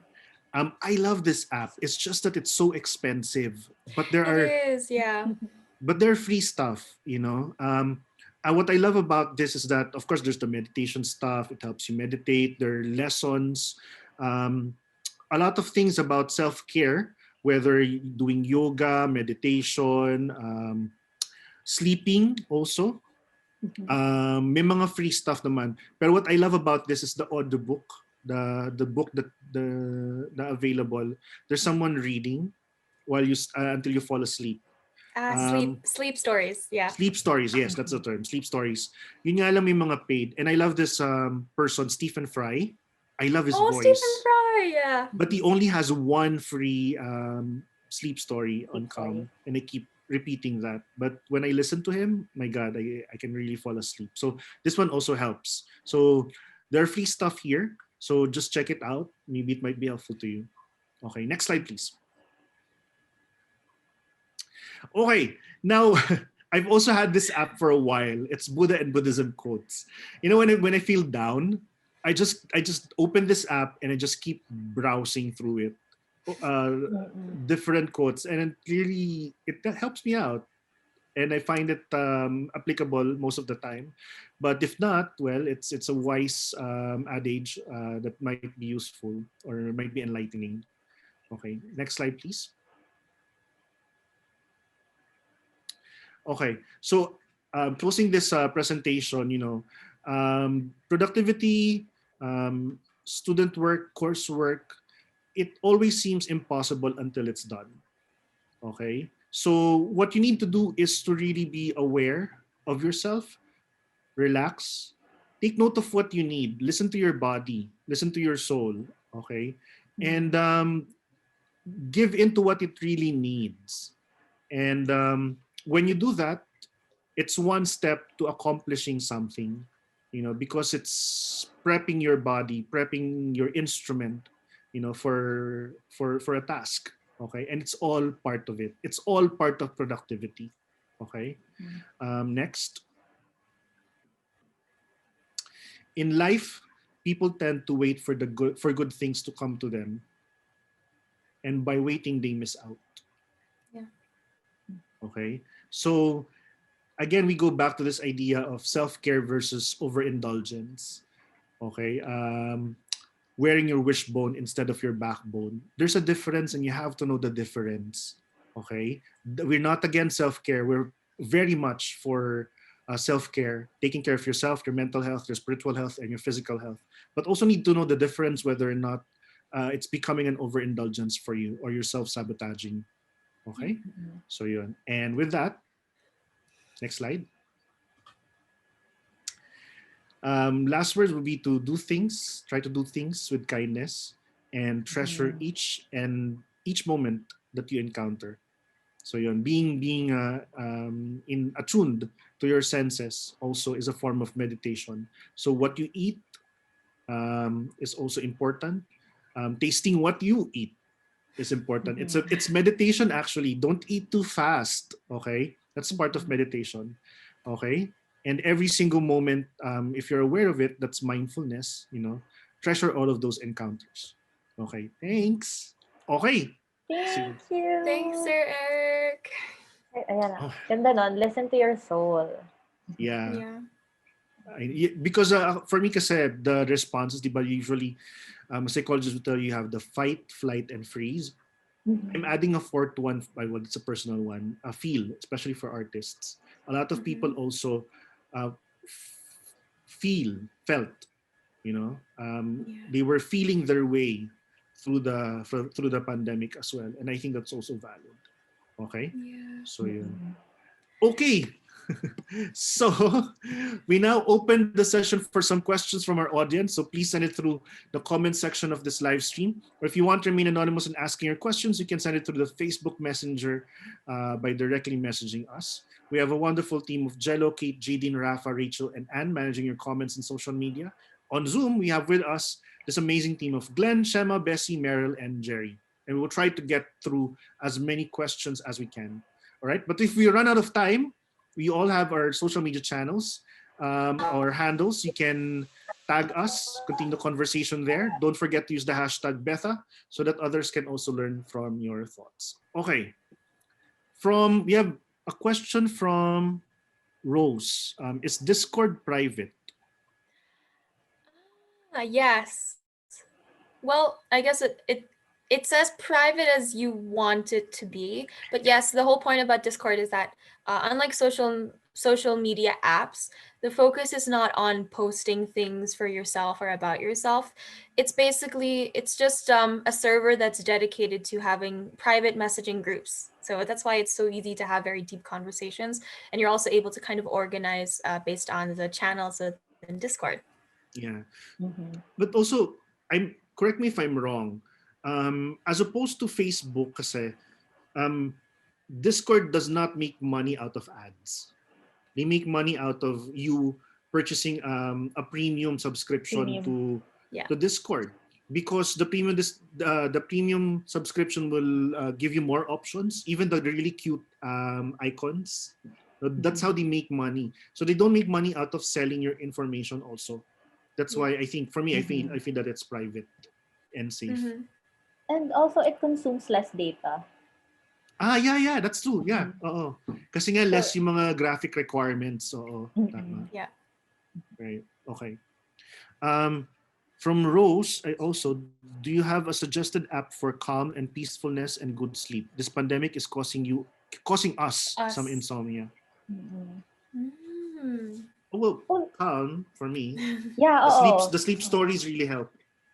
At some point, because I don't want to pay for the Calm subscription, I was looking for sleep stories. I went to Spotify and was looking for that really nice Stephen Fry-like voice. I ended up having Edgar Allan Poe for sleep stories. Someone reading Edgar Allan Poe.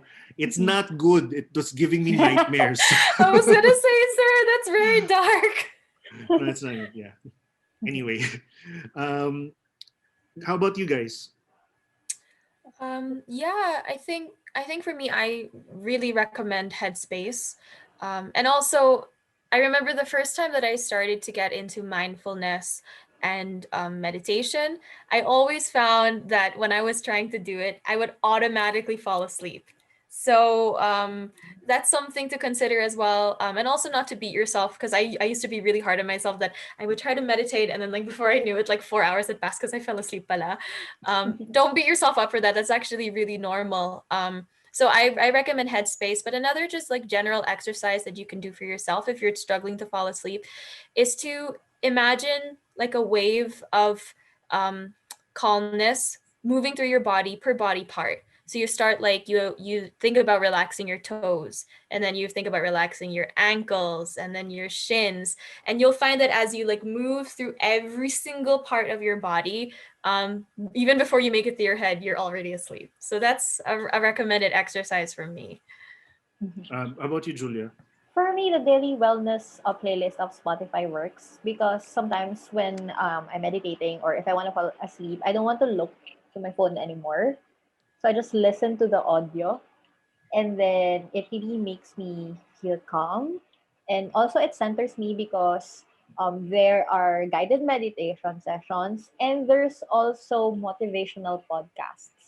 So I like that it's a good mix of everything and it's all told in a very calm manner. Yeah. So very soothing yung voice. You also mentioned Spotify kanina, di ba? Yeah, that's it. The daily wellness. Daily wellness. Okay. I'm gonna try that actually, Miss Julia, because I keep seeing it on my Spotify, but I never clicked it. So I'm gonna try it. Sige. Okay, I'll check that out as well. Somebody asked, from Rafael Adasa, if you had to give a specific number, how long are we allowed to procrastinate? I I love none of us know how to answer. It varies per person. Kailan yung breaking point mo? How well do you know yourself? Hanggang saan yung kaya mo? Yeah.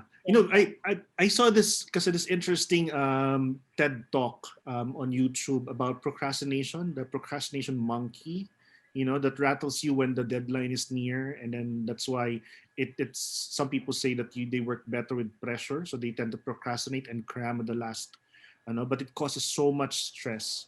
Okay, now how are we even allowed to procrastinate? It depends on what you know of procrastination, what you think is procrastination. Because yun yung pinag-usapan natin kanina. If it's about self-care, if it's something that you have to do for yourself, to take care of yourself first before getting onto that work, then I don't think that's procrastination. I mean, at the back of your head, you know what you need to do, you know your deadline, and you pretty much have an idea how much time you can spend doing something else for yourself, I guess. So, yun yung mga sinasabi kanila nila Bella and Julia, you're setting up goals, the intention, and then, the pace, basically. Yun nga, identify why you would like to procrastinate or why you are procrastinating. Is it because you're heartbroken? Baka you just need to think of that person and then pray for that person and let that person go. Parang allow yourself to feel that so that you have time to do the stuff that you need to do. Or maybe it's because you're overwhelmed by a task. So maybe you need to break down everything para hindi siya isang large chunk of task that you need to do. Or maybe it's because you're really experiencing something. And just like what Sir Eric did, maybe I need to play a game first. I need to be kind to myself first. Parang I need to drink coffee, take a coffee nap, or listen to good music. And actually, Julia, for me, that's not even procrastination na.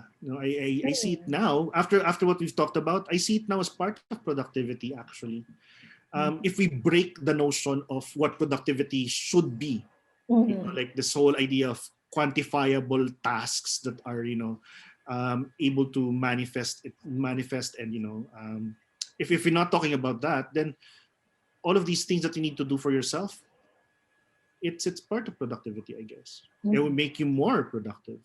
In fact, I think merong study kung saan, I think it's in the UK, they do 2 shifts, I guess. Tas meron pang isang bansa, they reduce the work Monday to Thursday, I think. They reduce the work working day. Finland? Yeah, Finland. The happiest place on earth na because of that. Yes. And they found that people are more productive, actually. Mm-hmm. People are more productive. So it's not really about accomplishing 5 days of work week, It's really making people optimal in performance nila. It's all about that. So if you feel that, taking a break, watching a movie, walking, dancing, will help you get into that optimal performance, then I guess it's part of your process in going into productivity. I guess. Right. Okay. So again, from Anonymous naman pala to, how do you balance your work and find time for self-care, especially when deadlines for work are near?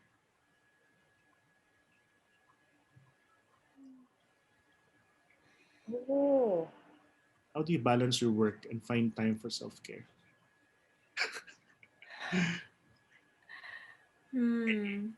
It's still a struggle for me, actually, balancing. It's a balancing act. Yeah, it's a good question, actually.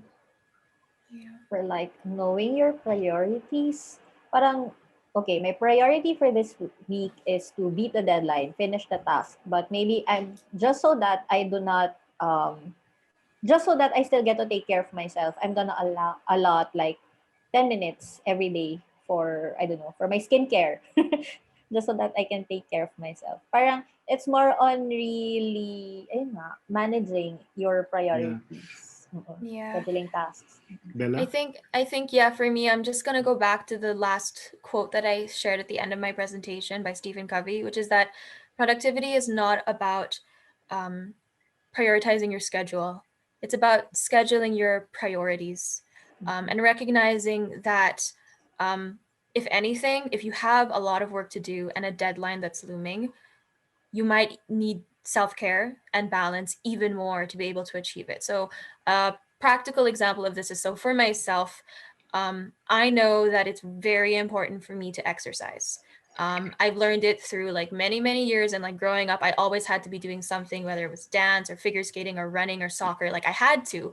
The older I got, I realized it's because my physicality was connected to my brain, and I know I can feel it physically in my body, and I can feel it mentally in my work. That if I haven't gone for a workout, if I haven't gone for a run and exerted some of that extra energy, it manifests as anxiety, and it manifests as a very muddled brain. And so even though I know, okay, for example, my thesis paper, my thesis defense, it's due in like 2 days, I won't say, okay, so for 2 days, I won't do anything except work. I know, like, no, now is the time to schedule, okay, you need to wake up in the morning and you need to run so that you are in optimal shape to be able to achieve it. So long story short is that it's less about finding a balance and more about knowing, these are things that are crucial to your productivity. And it's not about burning yourself out and not sleeping for 2 nights just to complete it. It's about, what does my body need to work as a well-oiled machine? Yeah, keeping it real. Yeah. But I think also one factor kasi dito sa question is the deadline. At some point, I mean, it's not like we're using the pandemic as an excuse all the time, but we are feeling a lot of things right now. If ever you if you cannot meet the deadline and you're gonna get sick trying to beat it, then I guess you just have to admit that I really cannot meet the deadline. I have to take care of myself and just openly communicate it, I guess. Balancing is important, but at some point, there are certain factors like what Julia is saying kanina pa na may mga factors dyan that you cannot account for, that can be overwhelming or can be too much. And you just have to admit, okay, I might not be able to meet this particular deadline, and then, I don't know. Kung di talaga kaya. And forgive yourself then. Yeah, forgive yourself. I guess, but not meeting the deadline also has consequences, and you also have to be, you have to accept that as well. Okay? So, yun. I hope that made sense. Okay, some people are saying their comments here. I tried the app Breathe, almost the same as Calm app from Glenn. More on meditation and calming audio. Rafael Adasa also said Mr. Balyen in YouTube, mostly storytelling about random things. Okay. And ASMR. Okay. Ano pa yung... Okay. Okay, I guess that's all the time that we have for this session. Any last words from our speakers, from Julia and Bella? I think... Wait lang, may isa pa palang question na pumasok. This is our final question. Okay, sorry, delayed ang aking internet. Is there a specific software that can ban specific websites in a certain period of time? Yes. There's a lot. Honestly, it kind of depends on what your browser is, but if you just go onto Google and you just search site blocker, there's a lot of extensions that you can just add right into Google Chrome, for example, and then that's when you can enter these websites, and it will really keep you from accessing them. Or use the productivity owl. Yes, the owl. A very good Chrome Safari extension. Okay, I almost forgot about that. I'm gonna try that one. All right. Okay. So that's all the time that we have for this session. So I'm just going to ask our speakers, Julia and Bella, to give their final words and advice to students about productivity and boosting their student life. I think honestly, there's so many insights from what I've learned from you, Sir Eric, and from you, Miss Julia, that I'm going to try to go back and watch and pick everything up. But a main thing that I took away, and Sir Eric, you talked to me about this recently as well, is this idea of having agency in your own life and having accountability in your own life. There's a fine balance, and I think we've been talking about it, between self-care and making excuses. And we're always going to advocate for health and for mental health and for self-care. But there's going to come a point, and this is especially, since this is more geared towards students or graduating students, there's this myth that you have to wait for the perfect time or the perfect circumstance for something to happen. And the reality is there's never going to be a perfect time or a perfect circumstance. That's why I feel like nothing is ever really in our control when it comes to our environment. But a secret to happiness is to focus less on what you cannot do or what is out of your control and to just focus on what you can do. So even if that's just as simple as, okay, I have no control over my studies or my future, but I have control over getting up and getting out of bed. I have control over taking a shower, breathing. I have control over who I talk to, what I choose to believe in my mind. And when you sort of take those small steps, you'll realize that before you know it, you've achieved things that you thought were impossible. So just focus on what you can do and not on what you can't do. Julia? Yes, okay. I'm gonna anchor what I'm going to say on our basic techniques or lessons, rudiments, foundations in acting or in creating performances. Just like what you've said earlier, we have to be very honest with ourselves, know your truth, because you cannot be able to do things. You wouldn't know what your priorities are if you do not know your own truth. And if you already know the truth, be very unafraid, just like when you're stepping on stage. And when you step on stage, make sure that you know what your intentions and objectives are. Okay. Why are you going to take necessary pauses? Why you're going to go to the next blocking? How you're going to achieve your objectives? And if all else fails, improvise. The rules of improv will greatly help us, actors, performers, artists. And find inspiration from your co-actors, the energy you're getting from the audience, and even the space where you're in. Yeah. Nice. Okay, so for me, my final word is this. I guess you know, I'm into sensorial performances and how the senses are very important. I guess I always tell my students and my audience as well that you have to take care of each and every single moment.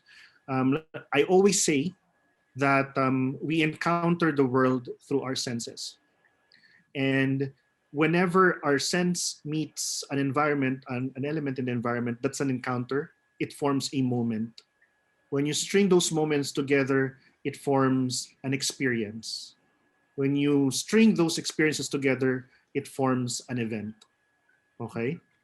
Or did I have it the other way around? When you string those moments together, it forms an event. And when you string those events together, you form an experience. Okay? So take care of each and every single encounters that you have at home, with people, and with yourself. And you will find that when you have a greater appreciation for those small things, you'll be energized. You'll find inspiration in almost anywhere. You're able to connect with everything, with everyone. And I think more than ever now, in this environment of isolation and restriction, we have to put premium on connections, whether virtual or physical, emotional, and spiritual. Okay? So yun. All right. What a wonderful way to end the season with this conversation. Thank you to our speakers, Bella and Julia. Thank you very much. Thank you, sir. Thank you too, sir, and Miss Julia. Thank you. All right. Again, we thank our speakers for their valuable sharing this afternoon. We encourage you to continue the conversation online through various social media channels. You can tag our speakers using the social media handles they have provided on our poster. Please don't forget to use hashtag Betha so that others can also learn from your thoughts.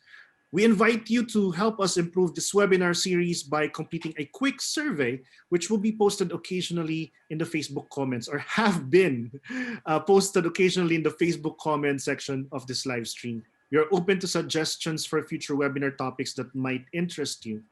A recording of our session will be made available on YouTube and in the coming weeks, so please check back to this Facebook page in the coming days for the announcement. So please keep yourselves updated to our webinar sessions, especially for fresh new episodes, which we will be creating in the coming months based on your suggestions. And while you're here, please like and share our page. And lastly, this webinar series is entirely online, free, and open to the public as part of Benilde's fundraising collaboration with De La Salle Philippines Kada Uno on the project BARKada Uno, Benilde Artists Rising, #Bangon Artista, an online fundraising event that seeks to assist the most vulnerable members of the arts and culture sectors. So please donate what you can to these bank channels. So you have Banco de Oro, Bank of the Philippine Islands, Rizal Commercial Bank Corporation, Security Bank Corporation, and you can also donate via PayPal. We have De La Salle Philippines. Please send your deposit slips to kadauno@delasal.ph. All right. And as we end this webinar episode and close the first season of Be Together, allow me to thank those who have helped in making this series possible. The School of Design and Arts, headed by our Dean Architect Doti Acela Domingo. The Benilde Arts and Culture Cluster, headed by Associate Dean Magdalena De Leon. Our faculty and students in the Theater Arts program. Benilde's Culture and Arts Unit with Ms. Louise Diane Estrella as OIC Director. Our media and communication partners, the Cultural Promotions team, headed by Ms. Julia Enriquez. And of course, we would like to thank the invaluable efforts of our OJTs from the Theater Arts and Production Design programs. Again, we thank you all for joining us in this series, and we hope to see you in our next season of Be Together. Goodbye, and have a great day.